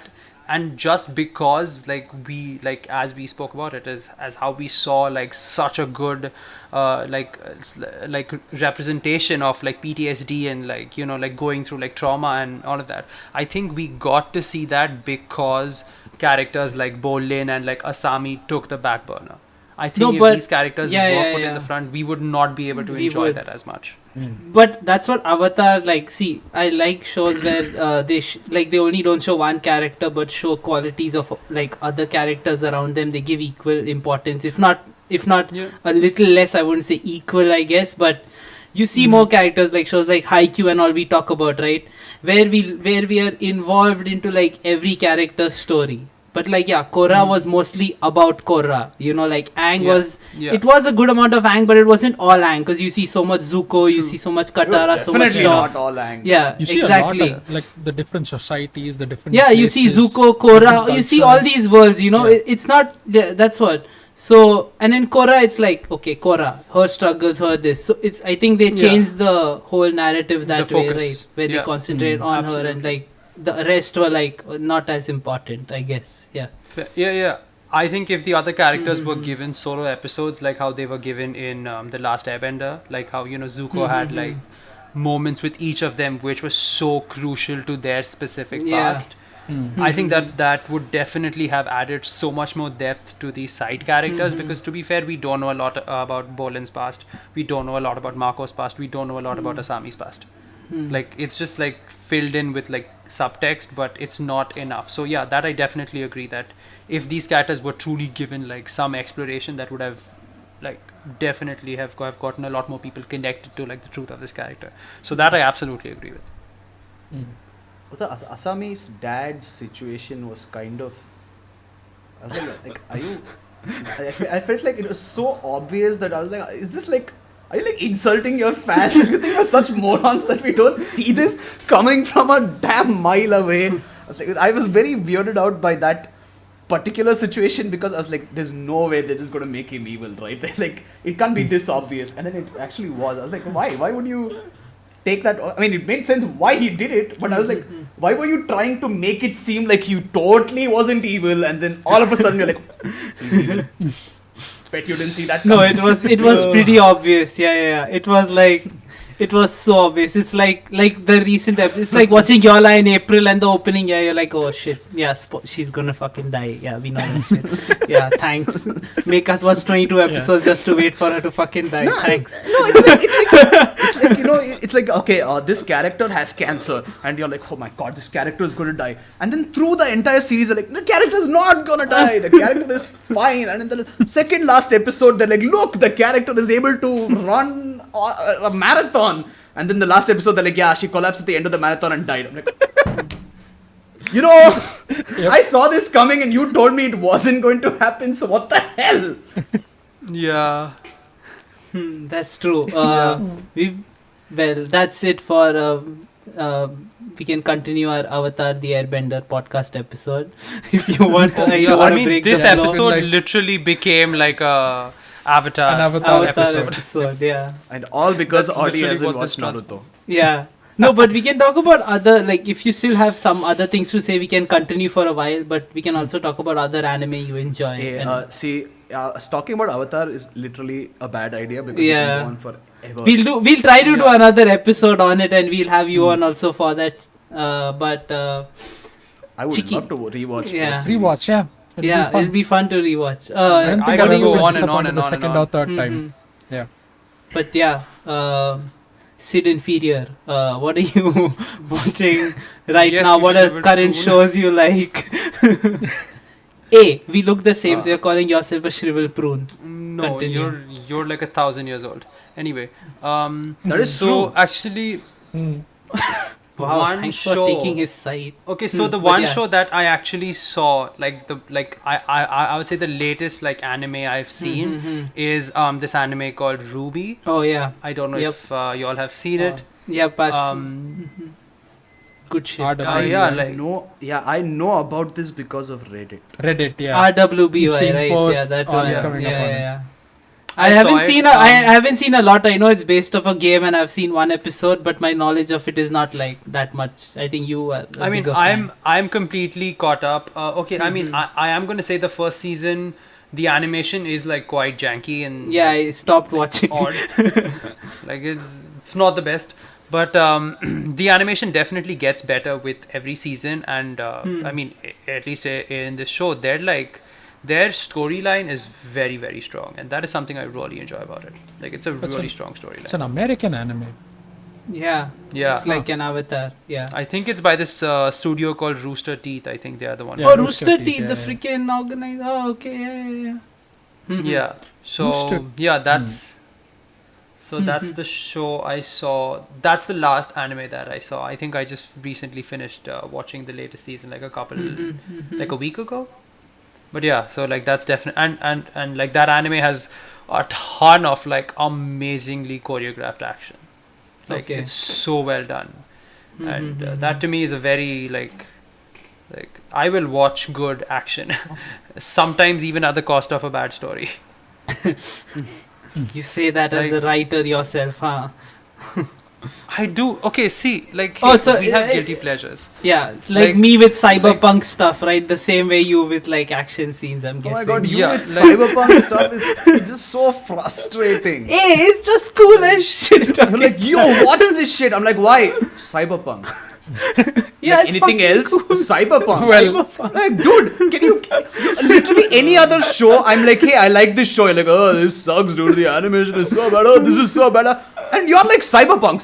That's Yeah. enough. I'm watching it. I'm done. often Exact- cyberpunk is more than enough to state that yeah, it is cool. Watch that Yeah, shit. it's cool. I think he's the It same looks way with cool. action. Basically, for me, Yeah. that's with action. Like I will watch a really because like to me that's like my guilty pleasure, like food for the soul. Yeah, Like, I'm gonna just, call like, you out. Good.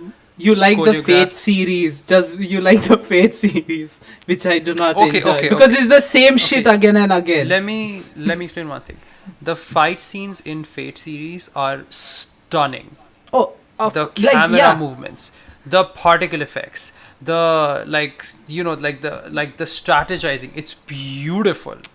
Yeah, but that's so the studio that did it, right? UFO Table, like you guys must know it. They also did Demon Slayer, UFO Table. They specialize in doing like beautiful looking fight scenes. Like that is what they specialize in, you know. But at the core, Fate is just like the same shit again and again. That's what Yeah. you have to agree And like with here's that. the thing, I will watch that show again and again Yeah. because I want to see like new spirits of the past fight in amazing action sequences. Like I will rewatch it again and again. Like that's just my like good action is my crutch. And yeah, the moment you put a good story in like a good action series, that's the best. Like that to me is like a fantastic show, because not only am I enjoying the story, I'm enjoying the action. I think we are at a rare moment in life where I am the one who's not on an extreme. I have no guilty pleasures or so where I'm like, if there's something there, I instantly like it. I'm just like, okay, do I enjoy the story? Do I enjoy the characters? And then I'm like, okay, if I don't enjoy either of these things, I'm just like, I'm out. I don't care. Well, But if it's I skill to potentially Hey, hate you don't everything, care know. much about the visuals and the animation. You can watch PowerPoint presentations if the story is good. Yeah. see, that is if the accompanying music and this, yeah, if the story Yeah, is good. yeah, yeah. If it's like bad animation with a bad story with bad music, I'm like, why would I watch it? Well, But if it's that no like, one say, would watch. one, yeah, I mean, you'd be surprised. There are a few interesting Bad shows that people seem to animation, like a lot. bad stories, bad music. Like, who's gonna watch that? Yes. Have you? Do you know this series called Osama Game? Oh, No. good. You shouldn't know about it. Is You it should bad check it out. everything? It's Yeah, it was. Is this very yeah. interesting to say the It's- least. I don't think you're gonna like it at all. Okay, that's why I okay. Does never it have told good you. action? There's no action. Would you consider like people getting decapitated and their skin getting peeled off spontaneously action? I mean, that depends on the context. Is it like magically just Spontaneously. happening, or is someone? no, yes, it's there's magic. no Or is there a- explanation. It Magically, happens. yeah. It's just Or Or happening. is there like a Happening. cool fight scene that leads to that? no. No. It's just in a There classroom, are that is no what happens. fight scenes. There I are think, no in the fight entire scenes. series. Yeah. Well, except then, like a fist fight where they're like, oh, how could you say that to me? Ugh. And that's pretty much no. it. Then there's a slim chance that I would enjoy it. Yes, and you have found the worst series that we've ever seen. But yeah, hey, if you want to watch cool action, have you seen Cowboy Bebop? You haven't I seen was it just yet, going to right? ask. Yeah? No, I Oh, have not. Definitely you have Cowboy to watch Bebop that. and Samurai Champloo. Yeah, and Samurai Champloo. Oh, beautiful scenes, bro. I have not seen either, but I will take a look. Yeah, and anything else? What are your favorite? What do you like? What anime? How we Oh, what do you like? Oh, in general? yeah. I like Hamilton, Another the show musical. that you like. No, I'm kidding. All I know is Alexander Hamilton. Alexander Hamilton. Okay. That's all I Let's know. not break into a conversation about musical theater because I will go on. Yeah. See, I don't mind that. I mind the other Sid going on because when he starts singing, that's when we all start losing our shit. Hey. So okay. So I will tell you a story. We watched this anime, Your Lie in April. He your brilliant brother told us to watch it, and he was like, you might recognize the opening song. And I did not recognize it at all. And then he explains. He's like, you know this song I keep singing? That's the opening. I had to listen to it 3 times before I realized that he was singing the damn song. He ruined the tune completely. Oh my god. I think And only Hey, then I'm I not tell him, that- I'm like, listen, you are literally just saying the same words. The tune is absolutely different. He's like, no, it's exactly the same. And then he goes on to ruin it again. Oh my I think god. only when I started the second episode, I listened to the song again, and something just clicked in my mind, like "Kimi da yo, Kimi na." And I'm like, oh, this is the song that Sid sings on the radio. It sounds nothing like how he sings it. And the worst part is he sang it so many times that Audi and I couldn't hear the original song without hearing this idiot's voice instead of What a it. freaking Which ruined Oh the my song God. for us completely. Wow. Like, Well, by yeah, itself, he it's a isn't the really most good musically song. gifted. Hey, of Yes, course. That is true. Hey, Yes. to each his own. I am good for myself. Listen, okay, you know what? Sure. With the way your brothers are, I'm surprised that you came out this musically gifted because the other two are really not. And they keep telling me that I'm not if I literally open my mouth to sing anything. And they're loudly shouting, not singing, shouting lyrics, and they're like, oh, I am singing well, you don't sing well. Hey, by the way, even though my brother can sing, when he sings, I'm like, you sound like shit. See, at least with him, I can believe that he doesn't sound like shit. With you, I can't believe it. Yeah, you're just like not the most musically gifted. That I can definitely agree with. Yeah, I can For make sure. good beats, okay. I cannot. Yeah, you can't. I cannot. You cannot. Sure. Hey, but my voice sounds good to my ears. That's all I'm gonna say, and that's all that matters. All I'm going to say is Sure. only your ears and nobody else's. Yeah. Yeah. But That's what truly matters. to take the conversation away from me, to take some arrows out of my chest, I also a few months ago I told you to watch Kimi no Na wa, and you absolutely loved it and Oh. cried. Can you talk about Oh my that? god, where? Okay, Yes. so I'm definitely an easy crier. Like, it doesn't take a lot for me to cry. Like, if it's like a good emotional scene, like, I'm gonna cry. Like, actually, when I saw Naruto and Minato and Kushina sacrificed themselves, that was I think that is Everybody the- cried. Everybody that is cried the at that most- scene, except Audi. No, Yes. like, to me that is the except most Audi. like the most emotional thing I've ever witnessed, because I've it seen that hurts. scene thrice, and thrice I've just like ugly cried. Like, not like, oh, I'm sitting and like a tear falls down my head, like ugly cried. Like, it was devastating. When I saw Kimi no Na wa, in the beginning, I'm like, oh, this seems like a Freaky Friday type of a show. Like, it's strange, it's funny, it's all, but oh my god, the moment we like got into like Act 2, oof, the movie just completely changed. Like, I like weeped through the film. It was gorgeous, and oh my god, the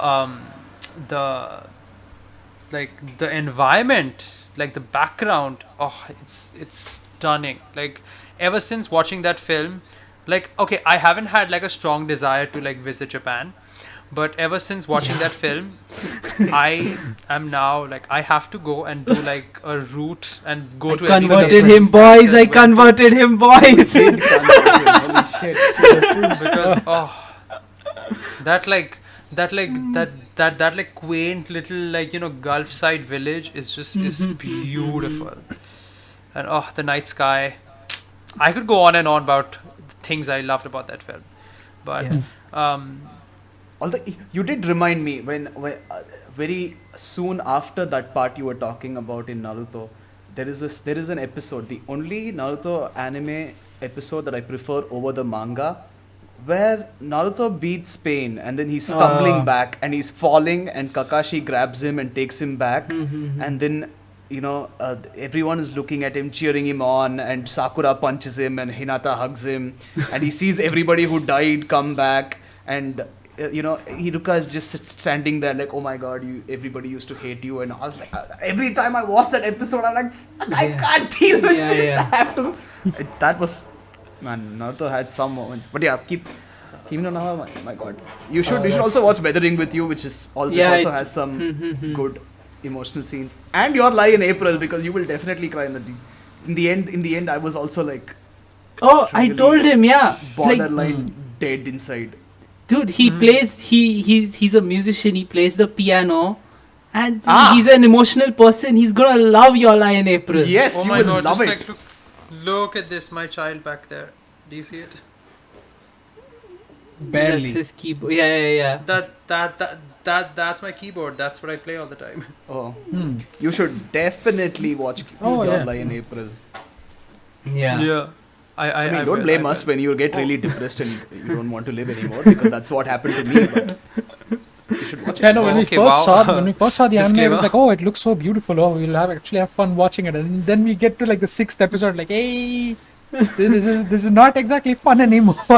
Yeah, it starts off with beautiful music, so much Yeah. joy, so much color, and then soon afterwards you're just like, oh, life. Wow. Life is Sid, this guy. Hey, it's like I did that. So I showed, me and my brother saw like Grave of the Fireflies together. I know you're Oh my avoiding God. it. Oh my Because, you know, god. I'm avoiding Oh. Yeah. We cried in the end, bro. Holy shit! That's a Do you depressing remember as that? shit movie.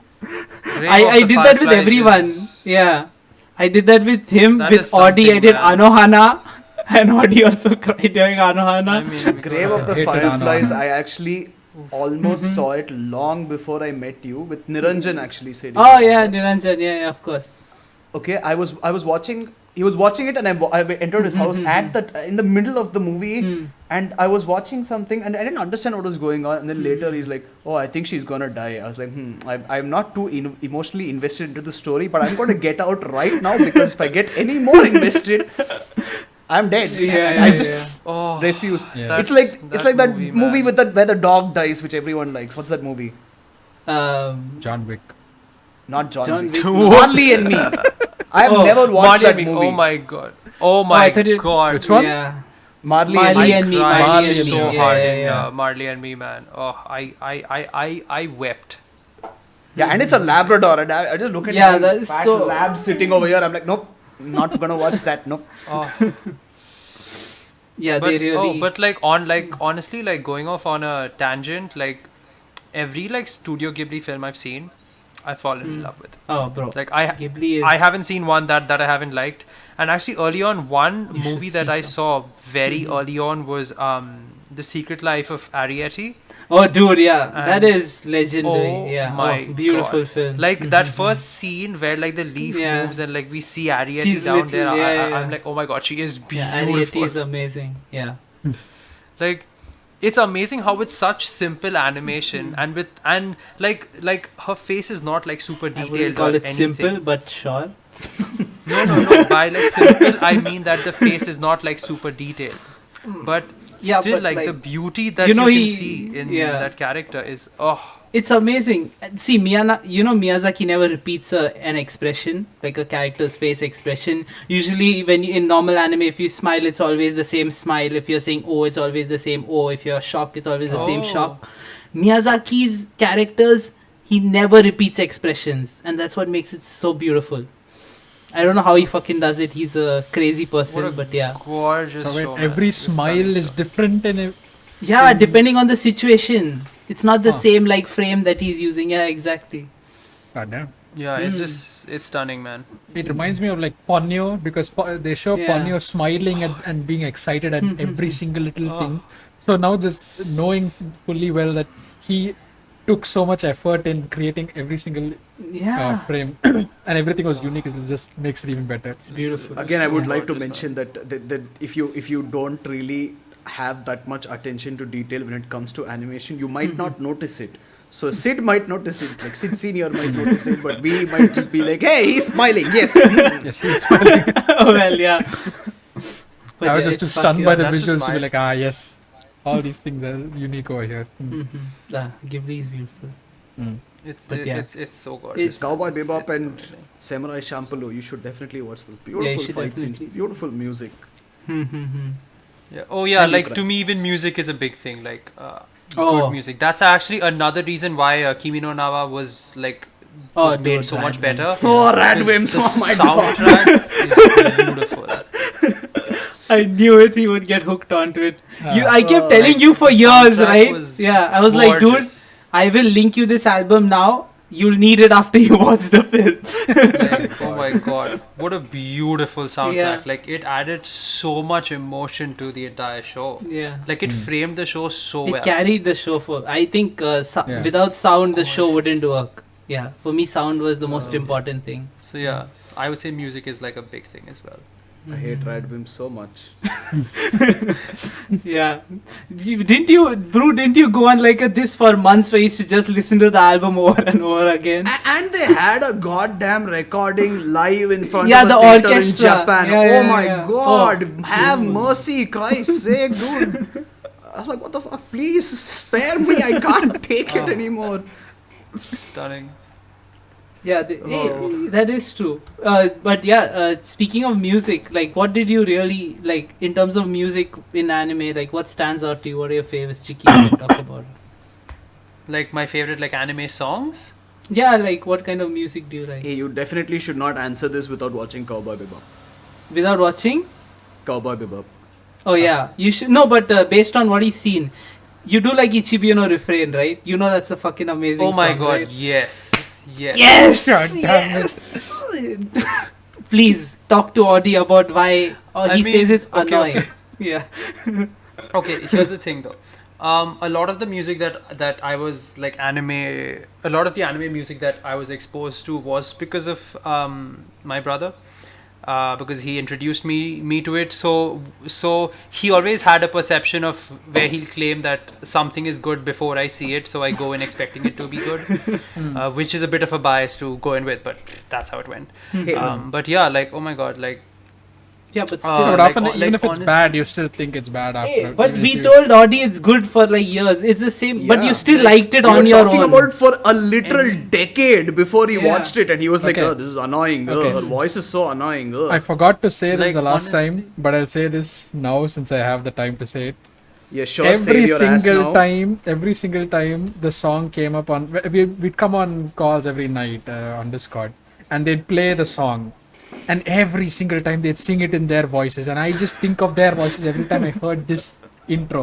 You So- said her voice was annoying, Yeah. not our voice. Don't Her try voice to is don't try also to blame loud and this on. annoying. But then worse, Dude, is he your said the voice is song good. was eh. That's what Yeah. you said. the song wasn't that appealing to me. I don't Yeah, know see, what do you why. think? I just didn't find it as good.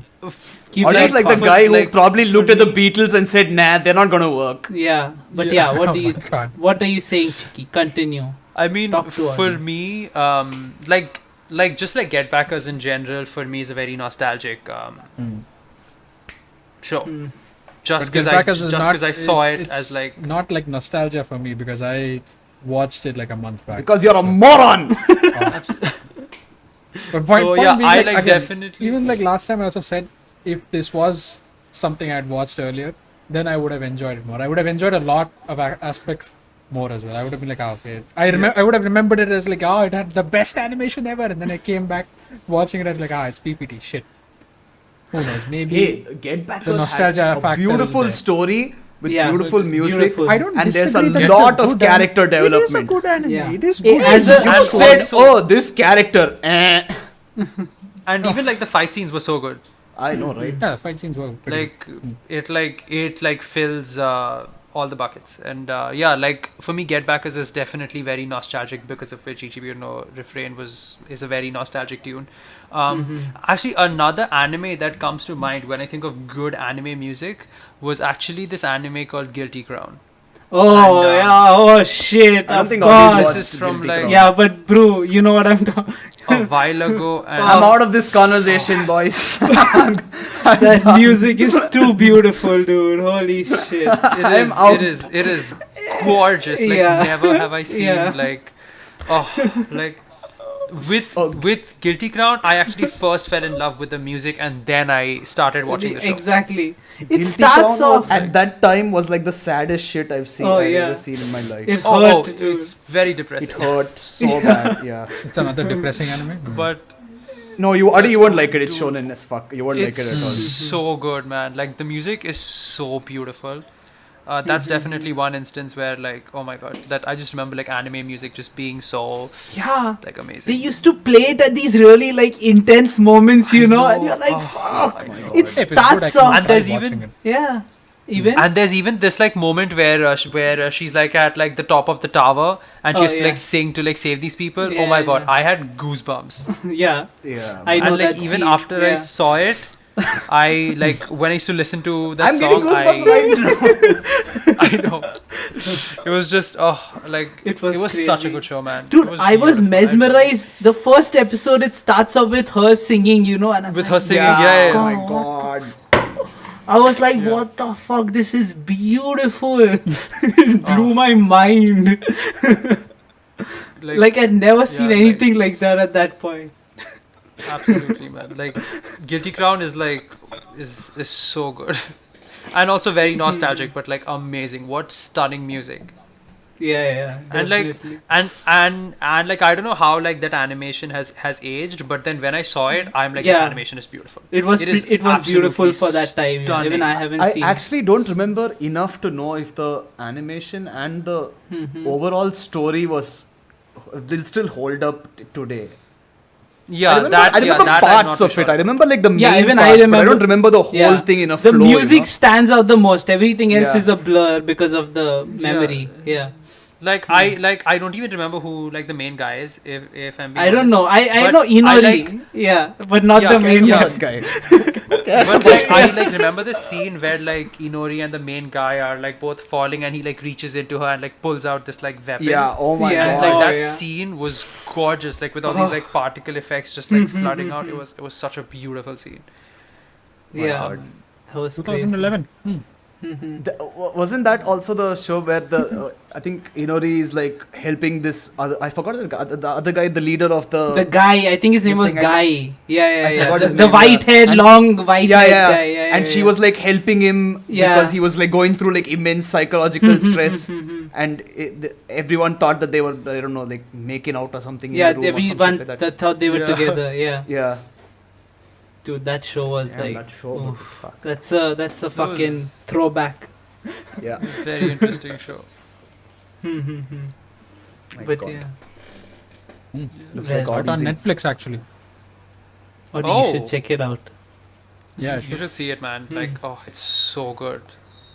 Like, especially the music. Like, to me, the music stands out the most in the entire show. Because like that's the one thing I remember is like Inori singing at like different points in the show. That's what I remember the most. Yeah, I think that's what we I think remember. that was the show. Like, Yeah, that so was good the show. He was just waiting for Inori to sing. But like yeah, like I I don't feel know who like the nostalgic. voice I'm actor going for to look like at some Inori pictures. is, but oh my god, she deserves the credit for like. No, I think it was Inori. done by Supercell. I think it's a band. I think Okay. they sang it. Yeah, they did the music. So it's pretty good. Stunning. So yeah, But yeah, that's my this one music in anime is just so good. Yeah. Oh, that guy was named Guy. And Oh, I think yeah, the main that's guy a- was Shu. Oma Shu. Oh, Ah, it just came back yes. to my head. Oma Shu. Oh, I remember the ending. I did not like the ending. Spoiler alert. Oh, I don't know. do not Audi hasn't remember the seen it. ending. I don't know if I can talk about the ending. You Shit. can talk. I'll just remove my earphones and then just. Okay. Hand Yeah, it. just remove it. I'll just tell them about it. Dude, Inori fucking dies and Shu becomes blind in the last episode. Oh, It's like a yes. full Oh my bullshit God. thing. We all Oh didn't my like I it. do remember Yes. her dying. Yeah. I don't remember him becoming blind. He becomes blind. He's with a walking stick in the end. We're like, it was What? beautiful until the last episode where we're like, what the fuck just happened? I remember that. You remember, right? Yes. Yeah. Oof. But my brain honestly blocked out the ending. Yeah, for it some blocked reason. it out. Yeah, even I just Completely. I remember. don't remember. I don't remember anything. it. Yeah, but it was too beautiful. Yeah, it's good. I'm telling Audi to put it back on. But yeah, My dog just kicked my tripod. oh, Yeah, I saw the camera move. But yeah, That's we have covered anything else you guys want to talk about, or Chiki want to talk about what you're doing. You Yeah. know, what do you do in the future? Anything? Shout yourself out. Go ahead. The floor is Shout yours. yourself out, yes. Shout myself sure. So yeah, I mean, as I said, I'm a writer. I'm currently working on a book that should be out next year. So I'm hoping that goes well. I also actually will be launching a YouTube channel coming right next week, where basically I'll be talking about like just stuff about writing and like world building and like magic systems and like a ton of that. So it should be a lot of fun. I'm on Instagram where it's at Sid's Fables. I even have a website called sidsfables.com where you can like read like a lot of the stories and stuff that I've written. My channel is Sid Sinha, and you can find me there too. I don't know. Every time he Sid said Sinha. Sid Sinha, I'm just Yeah. imagining the original the first The Sid original, coming in. yes. The original. Original, excuse me. Well, he was the first, so, you know.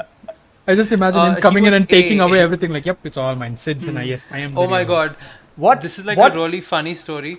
But Yeah. once I was at like this like national level Oh, football championship that I think we got like the silver, like we came second place, and I got this like certificate, this like national level certificate, and it was supposed to have my name, but it had my brother's name, and that was like it was such a nuisance getting the thing fixed just because of like bureaucracy and stuff. Just one. But, oh my God. Hey, you mean you got my certificate? What a nightmare that was. Oh, was it printed or was it like it would have Written. been printed? They It was thought Sid national, is right? Yeah. Siddharth, so they wrote Siddharth. Yeah. It was Damn like it. printed, but then they wrote his name and they signed it and they sent it. I'm like, this is not mine. I can't show But this yeah. anywhere. But I don't know why this is hitting me at the end of the podcast and not at the beginning. But instead of confusing everybody with Sid Senior and Sid Junior and Yeah. the original Sid and the non-original Sid and whatever else we've said so far, we could have just been like the animator and the writer, Well, and yeah. that would have Yeah, solved actually, all that the would have worked. problems. That would have worked, yeah. That would have Well, fully about worked. time. You Well, took your at time, huh? Weeb101, we're not known for coming up with quick solutions. apparently. Improvisation is key. Well, next time. But yes, check out his YouTube channel when it comes out. Check out his website, read his Yes. stories, and when you can, you shall come back for another episode with your book. Yeah. And we shall discuss yeah. that as well. Or for Except like Audi, because Audi Avatar. doesn't know how to read. Yeah. He wasn't educated enough. Or Yes. for like Avatar and Naruto, we can have you on if we do those episodes. It'll be interesting. Yes, Even keep though we Audi out and get the writer for Naruto. That I way I am won't so have to down listen to, to like- one guy being like, I can't read Naruto. It is so boring. my It is. God. But no, like you guys should But yeah. totally do like a Naruto episode. Like there's so much to like talk about. Oh yeah, we can talk Yeah, we about never did Naruto because of Audi actually. Yeah, we never because he has to finish it. So, So, we are waiting. Initially, it was the three of us, and Audi never did Naruto, and then it became the two of us for a while because Audi wanted to take a break, and Naruto just never crossed our minds for some reason. Yeah. We always Yeah. did different anime. No, I think And we Audi wanted came to back and be like, Naruto- "Oh, we can't do Naruto now." yeah.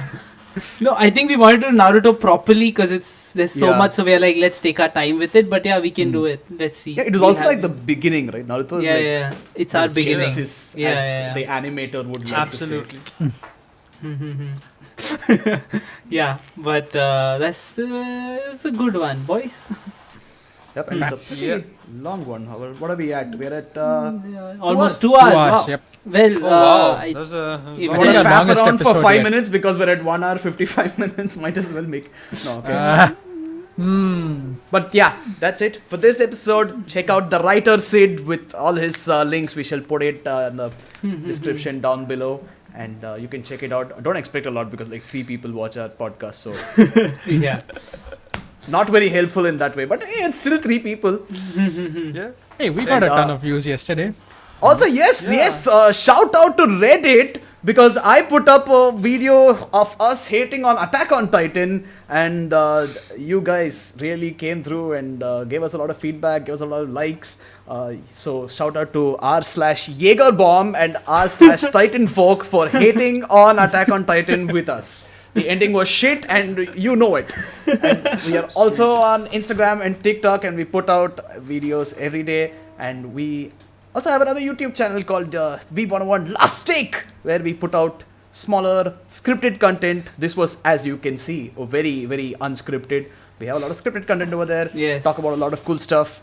We hate on a lot of things. People hate on us. We have been called quite a few names, and a kid also called me a loser. So fun times. But yeah. But yeah. That's it for this episode. ep- See you next week. We shall bring the writer boy back for more episodes in the future and Yes, kick the 3D boy out because Yes. doesn't want to watch Naruto. But yeah. goodbye. Goodbye. Goodbye. Ciao. Hey, wait! We can't end it. Hold Why? on, What wait. happened?